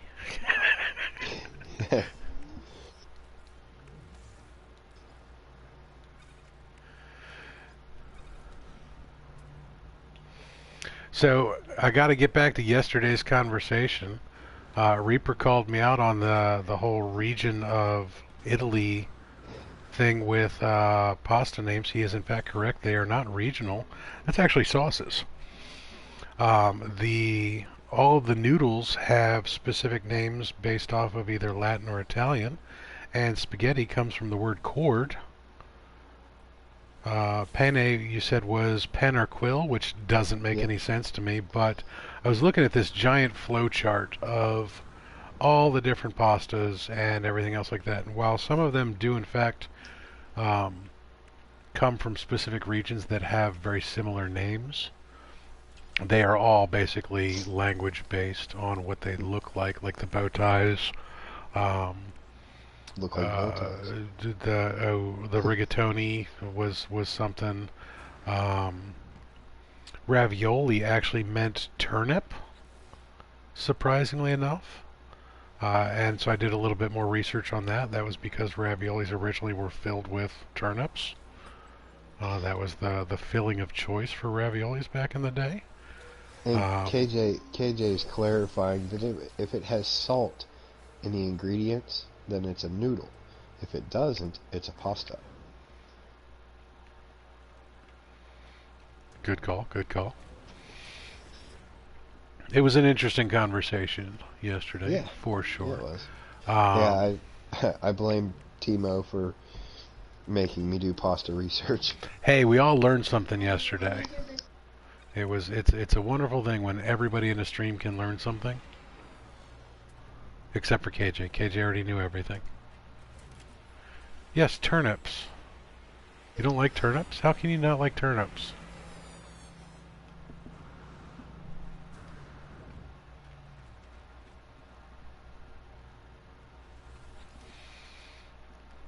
What is it with people wanting to call on the phone and just sit there and not say nothing? Sounds like my girl. He's a 70-year-old Vietnam veteran. Okay, that's an interesting turn of events. He's a 70-year-old Vietnam veteran? No, he's not. Wait a minute. I'm sorry. I was talking. He might as well be. He's got to be older than that. Talking to my son. Who are we talking about? This guy that I work with, I grew up with him as a kid. He's been a truck driver ever since I can remember. He's a Vietnam veteran. He will call me and just sit on the phone and say nothing, and then all of a sudden I'll hear him cussing at traffic. He just wants to be your friend. KJ, what you're hearing is actually the squeak every time Trucker mutes and unmutes his microphone. Let me scroll back up here. Yeah, we need to get Trucker a better headset. Yeah. If I don't mute it, you will hear a lot of feedback at times, and it is just... No, we just need to get you a better headset. Let's see. KJ does not know close to everything. Mostly knows not much. I always say that I know a little about a lot. I know just enough to get me in trouble. Yep. As my wife tells me, I am a king of irrelevant bullshit. My wife says that I'm a distributor of useless information. Nice. We must watch a lot of the same shows. Yeah. A lot of Discovery Channel. Yep. My kids always ask me when they get home from school and I'm watching TV, Dad, why are you watching this? Because I want to learn something. But you're never going to use that. I always want to point out to them, you just came home from school. You're not going to use half the stuff you learned there today, but then they won't want to go to school. So Yeah. can't tell them that. Let's see. Mary said, when we first moved to Iowa, I found that people here liked mashed turnips instead of mashed potatoes for Thanksgiving. Interesting. It's a taste, texture thing. And no, Dagger Bell, it does not. It's a little $20 cheapie from Walmart, PlayStation brand headset. Well, there's your problem. Well, I was going to say, as far as the squeak goes, since I am a truck driver, y'all can just call that my Roger beep. Yeah, let's not. I can't stand the Roger beep. Over. Yeah. Is it made with cats? What? I'm not sure who he was directing that towards. Maybe Trucker's microphone?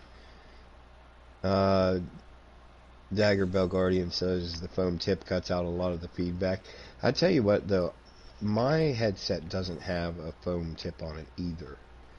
Mine actually has a solid plastic boom mic, but it wasn't a cheap headset. I think that's where the fault lies, is the fact that it is... He's also currently inside the cab of a tractor trailer. True story. Yes, my name is not just a metaphor, it is actual. I am an actual truck driver. I play for my truck all the time. He's probably sitting in the distribution yard for wherever he needs to go right now, waiting for a load to be certified for him. Actually, I have 2 loads. I'm pretty sure one of them is done. I'm just really postponing the whole adulting thing for today because I really don't want to do it. The stew. I don't think we were talking about stew, actually. I believe KJ's making meat sauce. Well, now I need to scroll up because I'm curious. What the heck? Yeah. This is what happens when we outpace Neoteric in chat. Yeah. Alright, so I'm going to scroll up just to see if I can get caught up here. So, I do have a question for KJ. If you're not having any pasta with it, are you having noodles? Yeah, or are you just going to eat a bowl of meat sauce? Because then it's just a soup. So what's the difference between soup and stew? Noodles. No, actually, it's not noodles. The stew doesn't necessarily have to have noodles in it. Actually, stew never has noodles in it. Tell that to the people who live in Kentucky. Yeah, they're not eating stew. Just like chili. What's chili made out of? What's chili got in it? Well, that is a whole... That's a whole different argument. Yeah, that's a whole argument in and of itself, well, whether chili is supposed to have beans or not. Well, I'm used to chili with beans and without beans, right? Out here, they put spaghetti in it. Well, that ain't chili. See, that's not chili. That's a chili mac, and that is chili served over noodles. The chili itself is the item that they put on the spaghetti, which is fine, but you don't need the noodles in it to be the chili. Yeah, no. My girl tells me, what kind of chili do I eat? And you know, she's like, well, you're supposed to put noodles in it. I'm like, where are you from? Are you from space? Are you from another third world country I don't know about? Okay, so KJ is saying that soup is runny and does not have flour in it, whereas with stew you pre-brown the meat after dredging it in flour. Now, stew does not need to have meat, though, but it does need to have flour. It is a thicker sauce. Ah. And actually, it's not a sauce, per se. Broth? No, that would be the base for soups is a broth. Now you can use a broth as a base for a stew, but the stew always has a thickening agent to it. Now what a lot of people do, and I'm guilty of this as well, is I will use noodles as my thickening agent. KJ says, stew without meat? Arrest that man. I didn't say I do it. Some people do. But some people put beans in their chili, and I don't do that either. My wife is from Florida. She brought me what she called a stew one day without meat in it. I looked at her and I said, "You need cooking lessons." Which is why he's on wife number 2 now. Yep.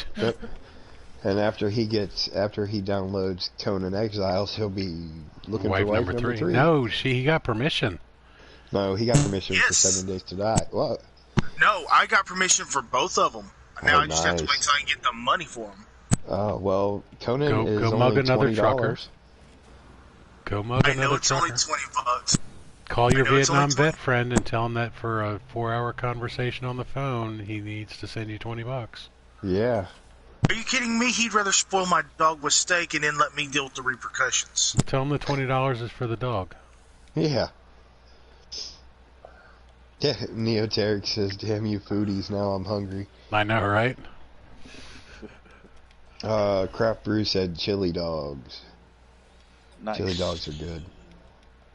Now, chili dogs, again, is a debate in and of itself. Yeah, so here's the funny thing. So we have a Coney Island, an old chili dog place here in Johnstown that has been here for 116 years. And they closed up this past year and got rebought. But their chili is actually not chili that they put on it. It's actually hot dog sauce. I kid you not, they call this hot dog sauce. What it specifically is just a meat chili with no beans, no vegetables, anything else like that. Really just a meat sauce that is blended so that it's smooth. So the ground beef in it is really, really fine. And it doesn't taste bad. It tastes better than like a Hormel chili type of a thing. But just very, very processed, and they call it the hot dog sauce. And so I was actually in the local supermarket going down through the condiment aisle, and I found a can of hot dog sauce, which really should have just been labeled really crappy chili. See, That's all it was. I actually made my own hot dog sauce because we use it a lot for like chili cheese fries and hot dog. We use it for quite a bit of stuff, and it is rather expensive to buy. So I decided to make my own. It was quite good. Not sure I really go along with the whole hot dog sauce idea, because that's just, like I said, really crappy chili. Well, I mean, we don't call it sauce, we call it chili. So I said chili cheese fries, but it's the same concept. It's the really fine ground beef and the thicker sauce. Yeah, see, that's a Cincinnati chili is what it is. Basically, yeah. It's an Ohio, it's a Rust Belt chili, which, ooh, there's an S48.8. Look at that. Nice. Let's go take a look at that one. That's a big baller hauler. Now I am not buying this because this is extremely expensive. Nice craft. Part of me actually wants to go, how cute. Yeah. Alright, so that's interesting. If you guys like this particular brand of baller hauler, here it is in an S-Class. And there's the portal coordinates for you. I only get to make it like twice a year, but I love deer chili. I don't know what it is. Just the deer meat makes all the difference. So venison is an interesting thing. I'm a big fan of venison, but I kind of come from a spoiled area of venison because Pennsylvania, we've got interesting water qualities here. So with the particular heavy iron content of the water, our venison um, tends to have a fairly metallic taste to it, but it gets rid of the gaminess of other places' venison. And I'm also a big fan of Maryland. Western Maryland venison has a coppery taste to it as well.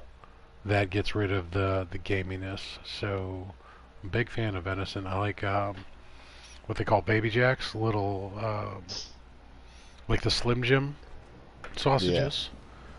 Excellent, excellent stuff. Hot sticks are really good. Yeah. How's it going, Treeks? Welcome to the stream.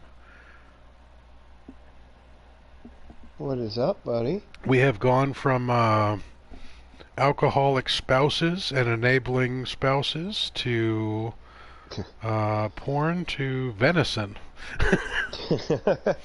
Now, We're just having our... venison is one of those things that is easily screwed up. You can very quickly overcook venison, and then it gets that real stringy, gamey kind of bad taste going on. Yeah, it's definitely something that spoils. Yeah, we actually talk a lot about food. So, was it Noth that was trying to get off a meat that we were talking about yesterday? Yes. Yep.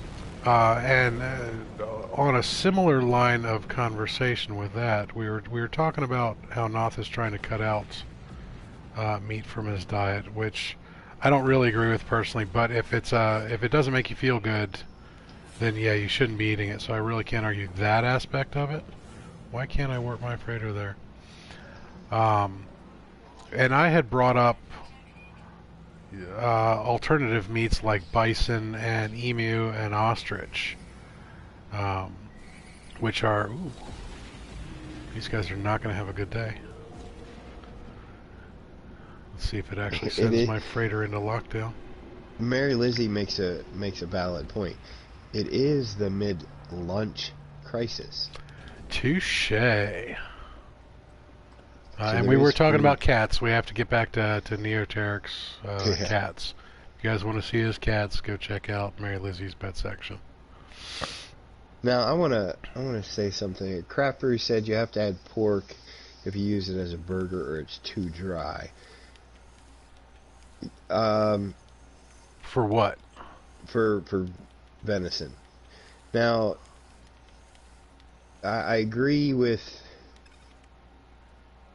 adding pork fat to like bolognas and stuff like that, but not just straight burger.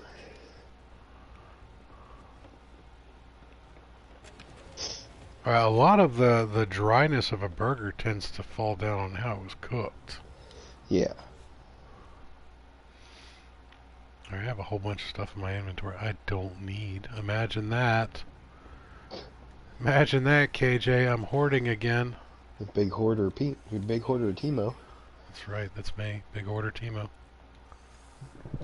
Sounds like Mary's not the only one who needs a whip Well, to keep people in line. here's my reasoning on that, Crap Brew. When you add pork sausage in particular has a very strong flavor. So when you add it to anything, it really changes the flavor profile. Yeah, it really kind of takes over. So when you add it to something like venison, you don't get the venison flavor.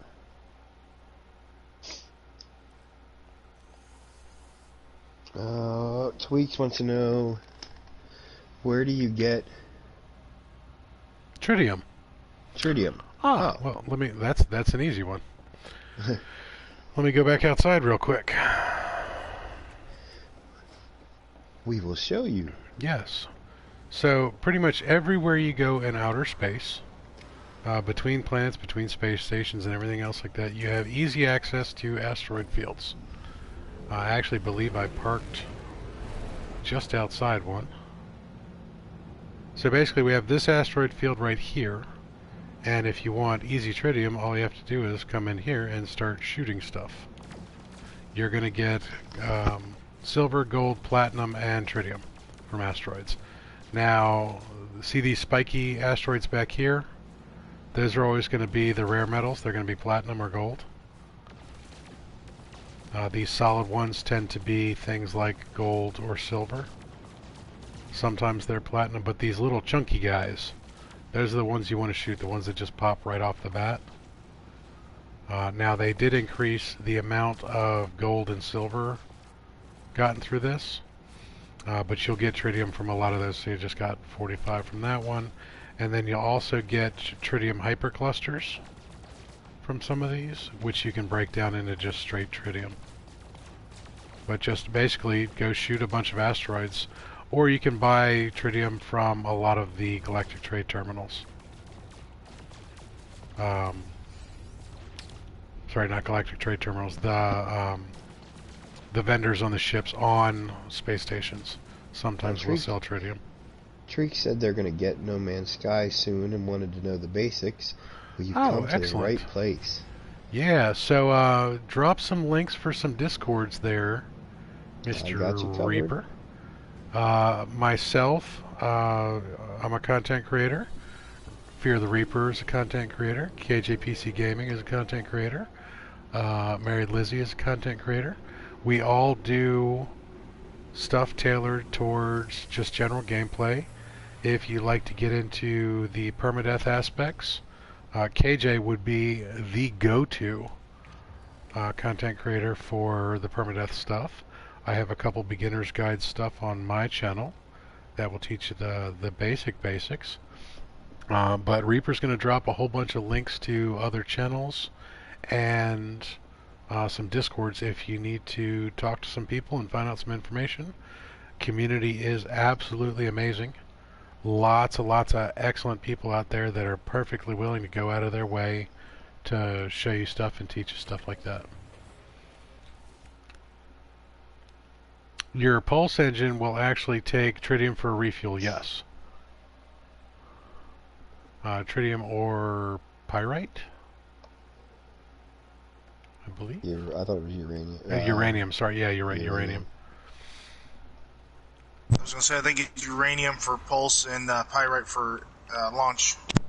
That's what it is. Alright, so one of the other interesting things, Treeks, if you ever find yourself out pulsing and you run out of fuel, if you run out of tritium, you are never far away from an asteroid field. They spawn everywhere between planets and space stations and stuff like that. So I'm going to go ahead and show that right off the bat. Alright, so I'm just going to pick a random direction here. And, well, as soon as I get away from my ship, I probably have a full tank of pulse. So this might take a while. I'm actually not going to be able to run this out anytime soon. It's going to take about 3 minutes to run out of fuel. But let's just pretend like I ran out of fuel after flying this far. I'm in the middle of an asteroid field. Now, you fly in any direction. Like here, I'm going to get away from that asteroid field, but you'll notice the asteroid fields continue to respawn around. So we're going to pick this direction and see they just keep coming back. So no matter where you go out here, if you keep flying straight, you'll run into asteroids and you can get some tritium.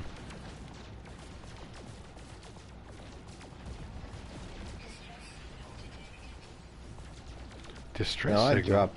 I dropped a whole bunch of links in there. There's the link for my YouTube channel, Mary Lizzie's YouTube channel, KJPC Gaming's channel, and then also my Discord, Timo's Discord, and Mary Lizzie's.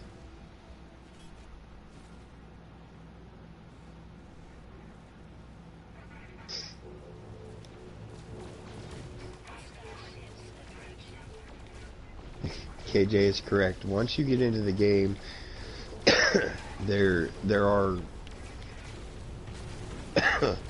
literally tons of things that you're going to learn once you get beyond the basics.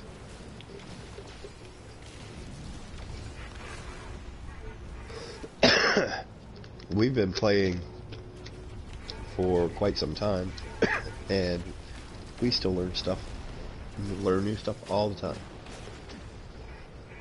Yeah, the other cool thing is, so like yesterday, was it yesterday? Or was it the other Midland? Yeah, it was yesterday. I was doing a stream where I was doing my Pirates Challenge, and KJ and Reaper pointed out a tip and trick that I didn't even know about for how to access your storage containers when you don't have power. So even though I was streaming, you know, you'd figure I would know what the heck I'm doing. I still learned a new trick yesterday. Now, as far as Treeks ask, if you get a better ship, does it go faster or is it just storage? Now, if you want your ship to go faster, it actually depends on the modules you have. So you get a second there, Timo. If you can pull up your ship's inventory. Yeah, give me See what you're working. second. See what you're working with there. I see your That's what I wanted right there. Well, I just saw the bubbles on it, so I figured I'd take a shot. Yeah, the speed, the maneuverability, that kind of thing is all based on what upgrade modules you have installed, in addition to the base value of the ship. So if you get, say, a fighter, I still have... Go ahead. No, go ahead. Keep talking. I still have things on my tail, is all I was saying. Oh, okay. Yeah, if you get a fighter, it's going to have a better damage potential stat, whereas an explorer is going to have a better hyperdrive stat. All their better shields. Yeah, better haulers have better shields. Shuttles don't have better anything. No, just kidding. Shuttles do have a place. Especially early on. Shuttles are where you go for better storage capacity. But the basic answer to your question is yes. The better the ship, the better the speed on it's going to be, because all of your stats tend to go up with a higher value ship. So an A class is going to be better in general than a B class or C class. An S class is going to be particularly better than a C class, pretty much across the board. But there are factors on every type of ship that get better. So the big stat on fighters that going from a B to an A that gets better is the damage potential. On the explorers, the hyperdrive. So it really depends on what you're looking for.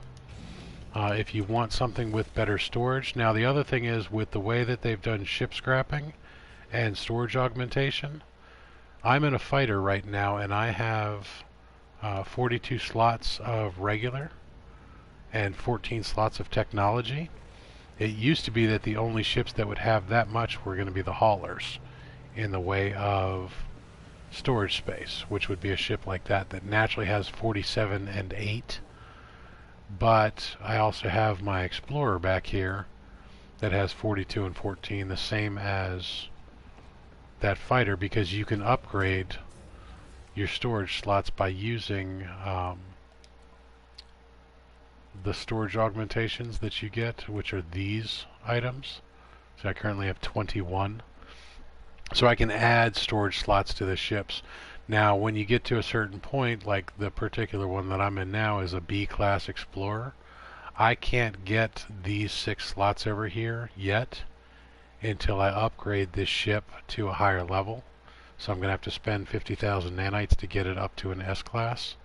Actually, I think it's going to take me 75,000 now, because I have to upgrade to the A and then the S. And then what that'll do is that will allow me another 7 slots of technology and another 6 slots of storage, and I try and max all mine out at 4821s. I want to touch on Neoteric's comment there a little bit. He said, shuttles are a waste. Grab 1 fighter, 1 exotic, and 4 haulers. That really is more of a personal preference now. With what Timo was saying with the storage, being able to upgrade your slots, the need to have a bunch of haulers isn't there anymore. Yeah, see, So I used really, to be a huge fan of having max slotted haulers everywhere. yeah. But I can hold And just as much stuff in my fighter here as you can hold in your hauler. All right, so you said, what's a shuttle? That's a shuttle that's lifting off right there. Let's wait for another one to land, and we'll show you. Shuttle is just a class of ship. They all have specific things. Now, what Neoteric was saying, that was straight up an opinion. It's also an opinion that I don't agree with. Now, there's nothing wrong with that. The way that I look at it now for ships is, go for looks. Go for the ships that you like the looks of, because they can all pretty much have the same storage and technology slots as before. Now, you still want to use a fighter for combat engagements because they're designed for that. The exotics tend to be roughly better across the board, but that's no longer the case either. An exotic is not going to give you the best slots per se. Now the exotics are rare ships. They're a specific design. That's what the exotics mean. And I don't have an exotic on this particular account to show you. now, actually, your starting ship, Treeks, is actually going to be a fighter called the Radiant Pillar. Not the greatest ship in the game, but we all love it anyway. You can put it on mine, Neil. Yeah. There's a NMS screenshots. Pretty sure I have that channel as well. Well, it's like I have 6 squid ships. And I did that only because people were bashing them so bad one night. But I have one that you can ask Poppa and Reaper, one that can kill just as good as any fighter. I got one that jumps almost 3,000 light years, and they're all maxed out 4821. So I've got all the storage space I need, and they do pretty much anything I need them to do. Now, see, something that interesting that just happened was I just bumped into an asteroid, and it broke and gave me a tritium hypercluster, which is one of these. Now I broke that down, and it gave me a bunch of tritium. Just gave me 152 tritium for one hypercluster. All right, KJ, we'll see you around. So ships are kind of funny. Now, one of the other big things about ship streaks is like he was saying, you're going to start with a little fighter called the Radiant Pillar. It's probably going to be a C class, just because they don't start you out with the best stuff in the world. I don't think I've ever started with that. Is it always been a C? Yeah. Yep. But as we're sitting here, I'm going to let a couple ships cycle in here, and I'll show you a couple different things.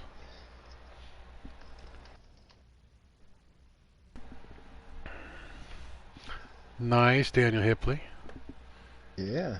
Daniel Hipley's going to be showing off the purchasing of the red jet flares.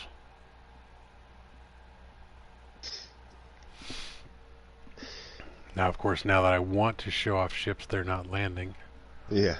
they'll be Now, here soon.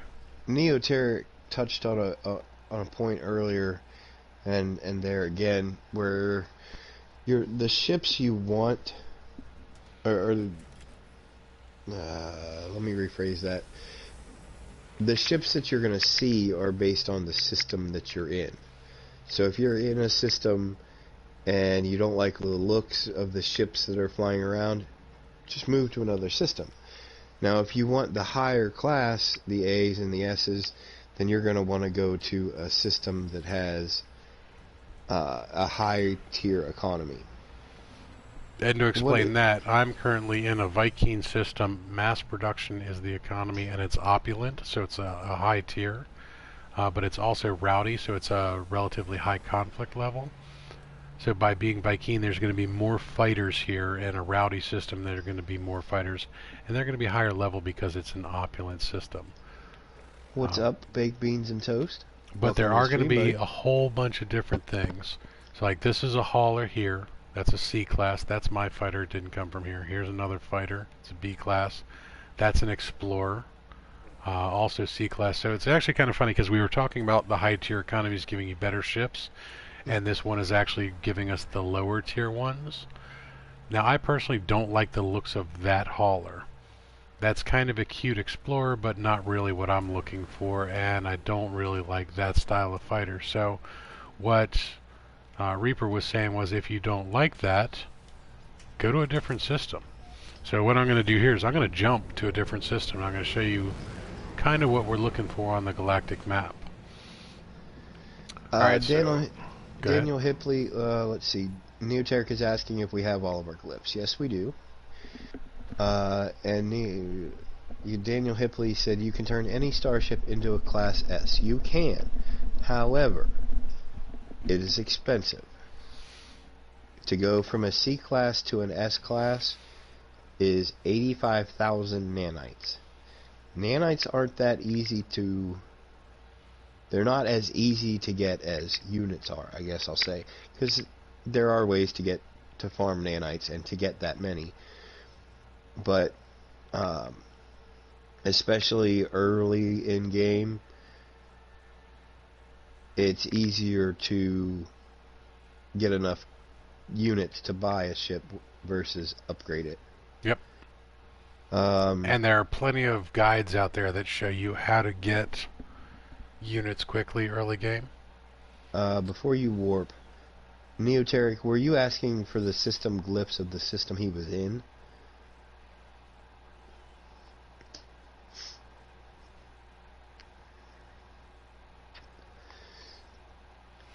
Yes, explorers do get more warps per fuel cell. Yes. Yeah, kind of gotta. It's not. It's. I can get almost as many jumps with my Squid Exotic, with its upgraded warp engines. So it just depends on your upgrades. I think too a lot on that. Explorers naturally get more jumps. It's a 20% reduction in fuel. You can pass us a glyph address.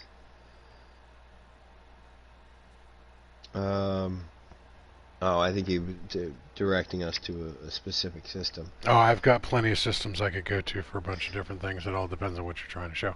But what I'm looking at here, Treeks, I'm looking at another Viking system. It's a fuel generation, and if you look underneath fuel generation, it says sell 72.1%, buy negative 19.1, booming. Booming is the economy. That's a tier 3 boom, or a tier 3 economy. That's the wealthy. So wealthy, opulent, advanced, booming, and I'm missing one. Wealthy, opulent, booming, prosperous. Advanced, prosperous. Those are the high tier, the better economy. So you're going to see a 2% chance of an S-class spawning in those systems, and you're going to see a higher prevalence of A's and B's comparatively. Now, in a mid-tier system, the basically the regular, the non-declining, non-failing type of economies, you have a 1% chance of the S-class spawning of your particular ships. Now you always have a 2% chance of the exotic spawning, because exotics are based on the system itself, whereas the exotic is a 1, there's only 1 per system, basically. Everyone has their own unique exotic. But the S-class of like any ship that you're looking at, it's the percentage. And then you have, it's not a 0% chance in the tier 1 economies, but it's negligible to see an S-class of anything other than the exotic. When you get a chance, can you pull up the glyphs for Neoteric? Sure, for the system I'm in right now. Yep.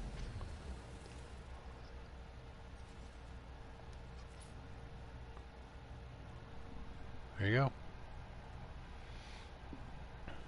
go. The last system I was in, I pulled up the glyphs multiple times. I was gonna say, When I showed off the baller hauler in particular, if you go back about 15 minutes in the stream.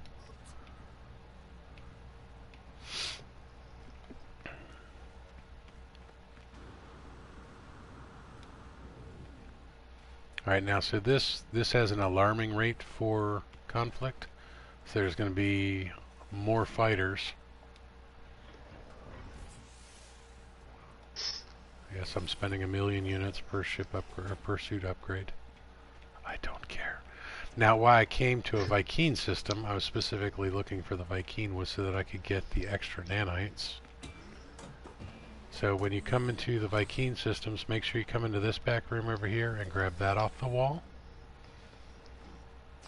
Make sure you grab all these little cubes and discs, because they'll give you navigation data, and sometimes they'll give you nanites.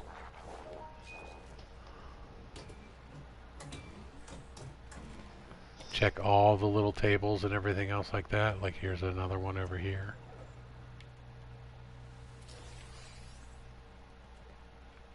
I know I passed one by. So there's an Explorer. That's a shuttle right there. The Onbet Avenger is a B-class shuttle. So we have a fighter, an Explorer, and a shuttle. Now when you come into the Vy'keen, make sure you come over to this side as well. Go back into this back room. Now this is only the Vy'keen systems that have both of these. And there's another set of nanites here. So this particular station has already given me more than 100 nanites.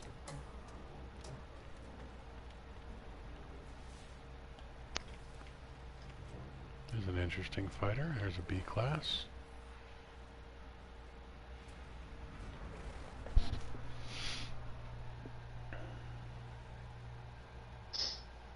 What about convergence cubes? What about them? Yeah.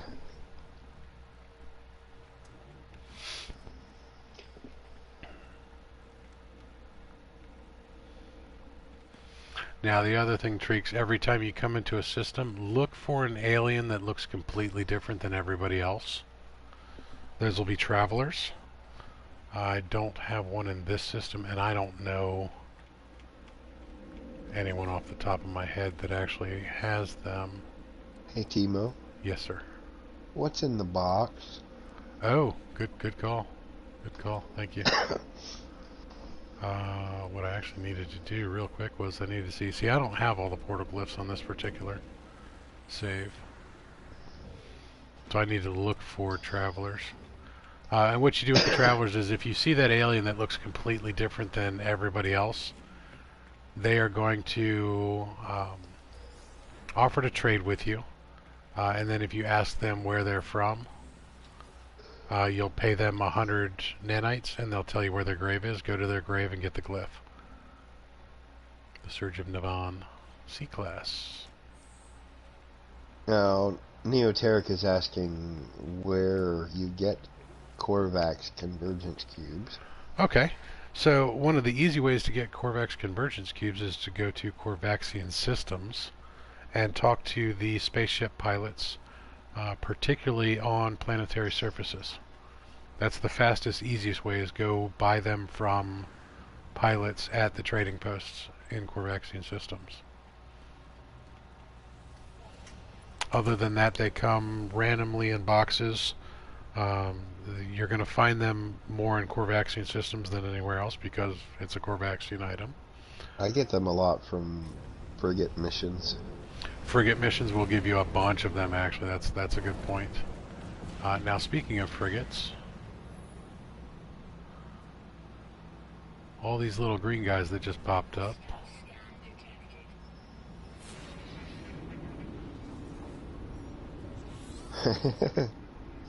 Thank you, oh wise ones.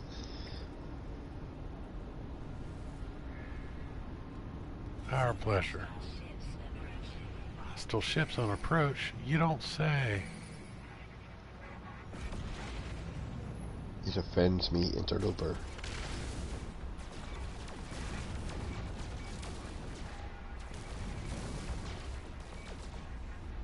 Hey, Jenny. Yeah. Hey, I got this guy set up to finish this field over here, if you wouldn't mind keeping an eye on him. Guys, it's that time. I gotta go do my adulting. You have fun with your adulting. Drive Take it safe, easy, trucker. Tragic. Drive safe, buddy. Hopefully I can get back on a little later and run some more with you guys. Oh. Crap, I just shot the ship. That was not what I wanted to do. Well, you know what time it means? That's just time to light them up.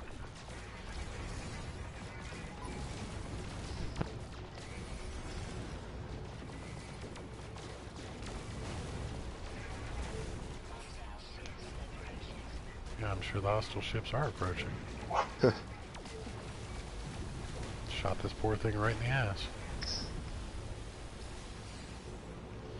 Didn't mean to shoot you, buddy, I swear. It was not And since we intentional. did, now we're going to take What all the happened, stuff. Nikita? You shit yourself because you tried to take something away from Reaper? Dumb. Why am I losing Viking standing again?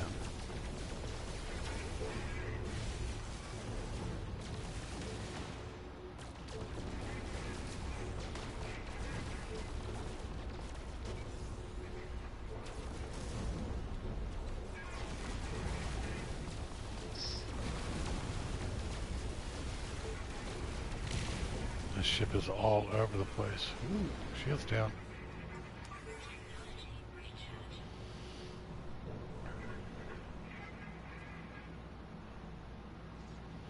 Alright, so that was not what I intended to happen.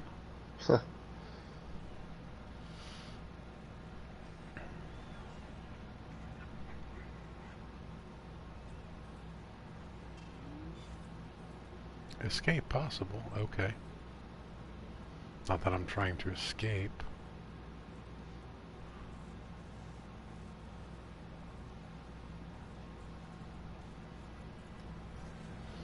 Alright, so let's go ahead and jump to a different system. Now when you're going in here, you can change the filter with the up and down. If you go to life form streaks, go to the red stars, and those are the Viking. And then you're going to want to look for things like we said, the booming economies, the flourishing. There's another one. This one only has one planet, but we'll do that. I should have gone and shown the Eteric, the trading post in the Corvaxian systems.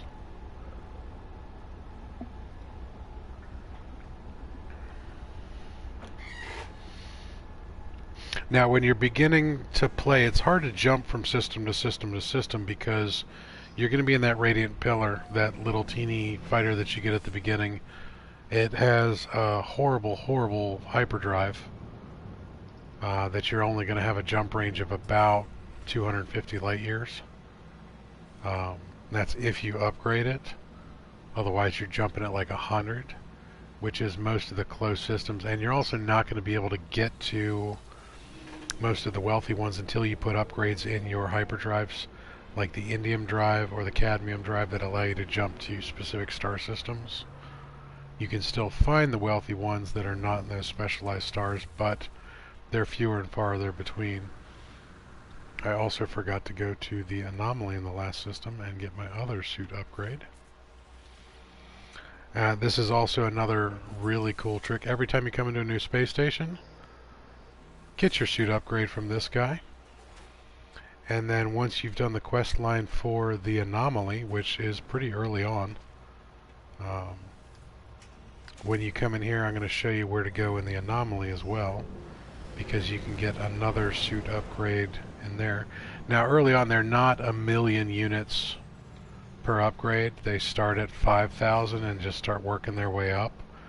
I believe the glitch is still there on the cargo ones, where the first one is 5,000, the second one is 500,000, and then it drops right back down to 10,000. What What is up, Jeffus? Welcome to the stream. What's going on, Jeffus? Jeffus is lurking. Uncharted systems do equal no space station unless it's an uncharted system with an actual race attached to it, but no conflict, no economy, and then it has an abandoned space station, which we were looking for yesterday and couldn't find for the life of me. Alright, so when you come in here into the anomaly, what you want to do is you want to go up and talk to go up to where the vendors are, which are up this way, in the back here. You'll have vendors on the left and vendors on the right. You want to go to the left. That is Celine in the back, but you don't want to actually talk to Celine. You want to go right past her and go here and get your suit upgrade. Now, since I am working on the last two tiers, they are 1,000,000 units apiece. But you'll see that I have 131 million units. I'm not that worried about paying 1,000,000 apiece. I could be doing this as cheap as 60,000. I think, yeah, I mean, normally about 100,000, but you can normally find drop pod coordinate data tags for anywhere between 50 and 100,000 units. And then you could go search for that and spend the resources, which is a lot of fun in and of itself. I'm just not that patient right now. Timo is not a doctor. He doesn't have patience. That is correct. Alright, so got a whole bunch of goofy crap in here that I should sell off.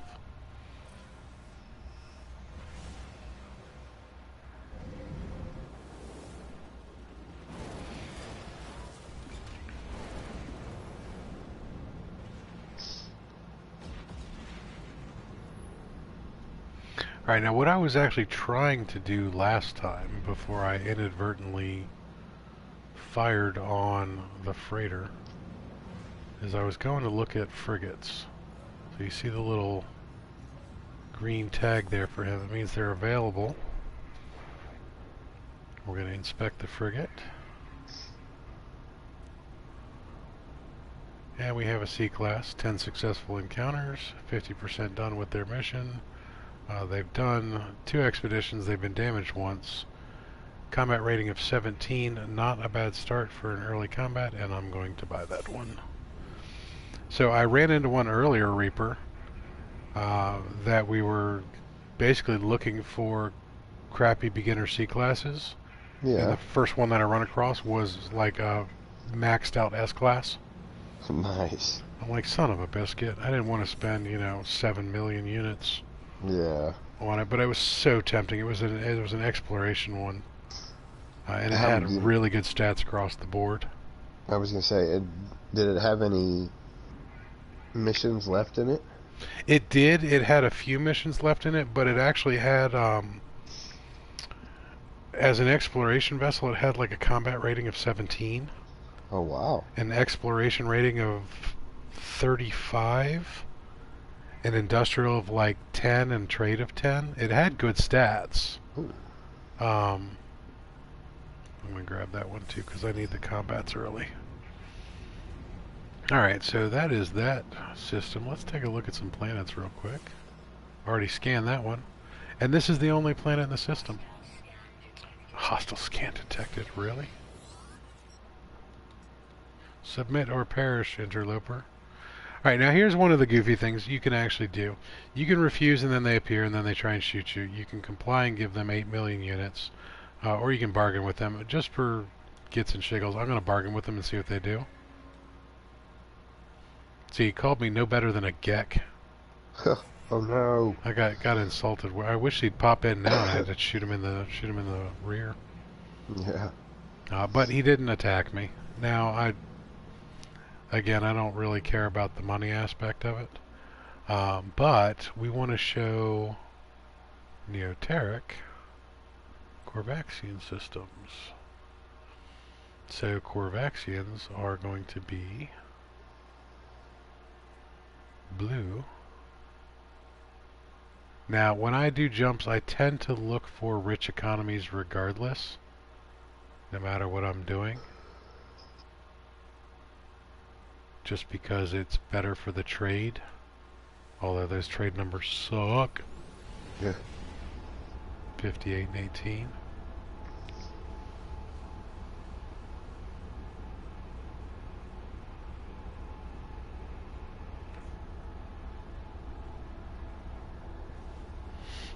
Alright, so we are at 3 o'clock. Not Mary, yet. are you going live, hon? She is almost ready to go.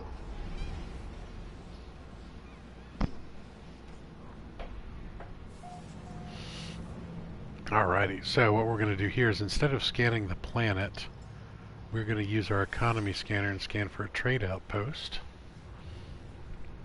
We have found one. It is going to be right there on that planet.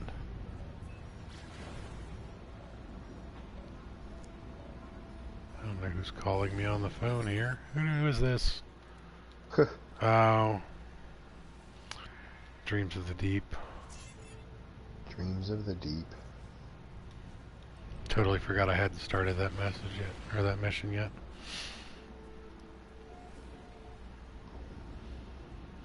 Damnusku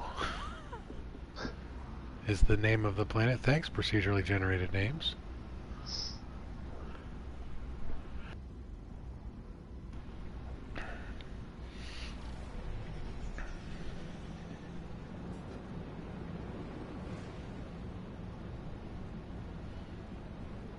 Alright, so what I'm going to do here is I'm going to land at the trading post. Stop!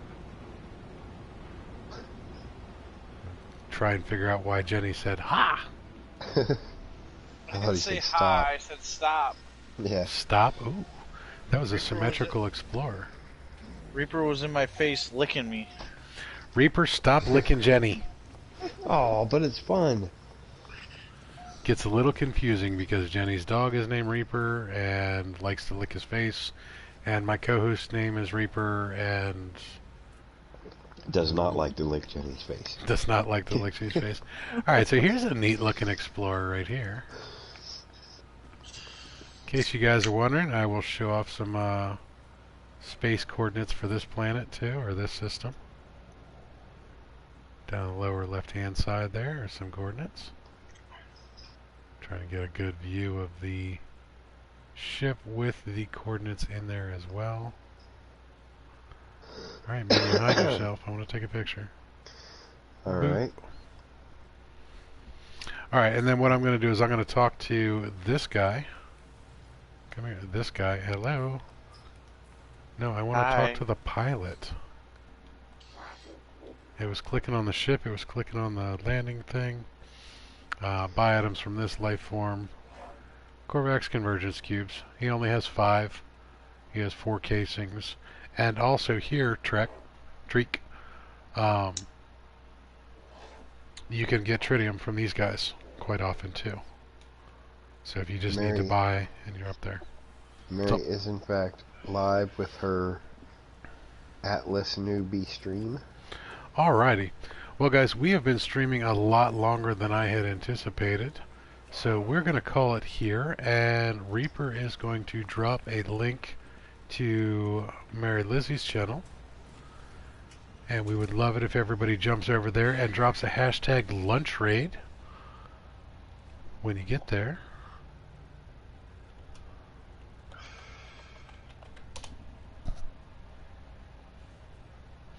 Yep. link Definitely is appreciate in- it. Link is in the chat. Awesome. See you guys later. If you haven't already, hit the subscription button, ring that bell. You'll get notifications when we do this. And Treeks, if you ever have any questions, let us know. We'll be more than happy to help. It's been great seeing everybody. And until next time, everybody, fly safe.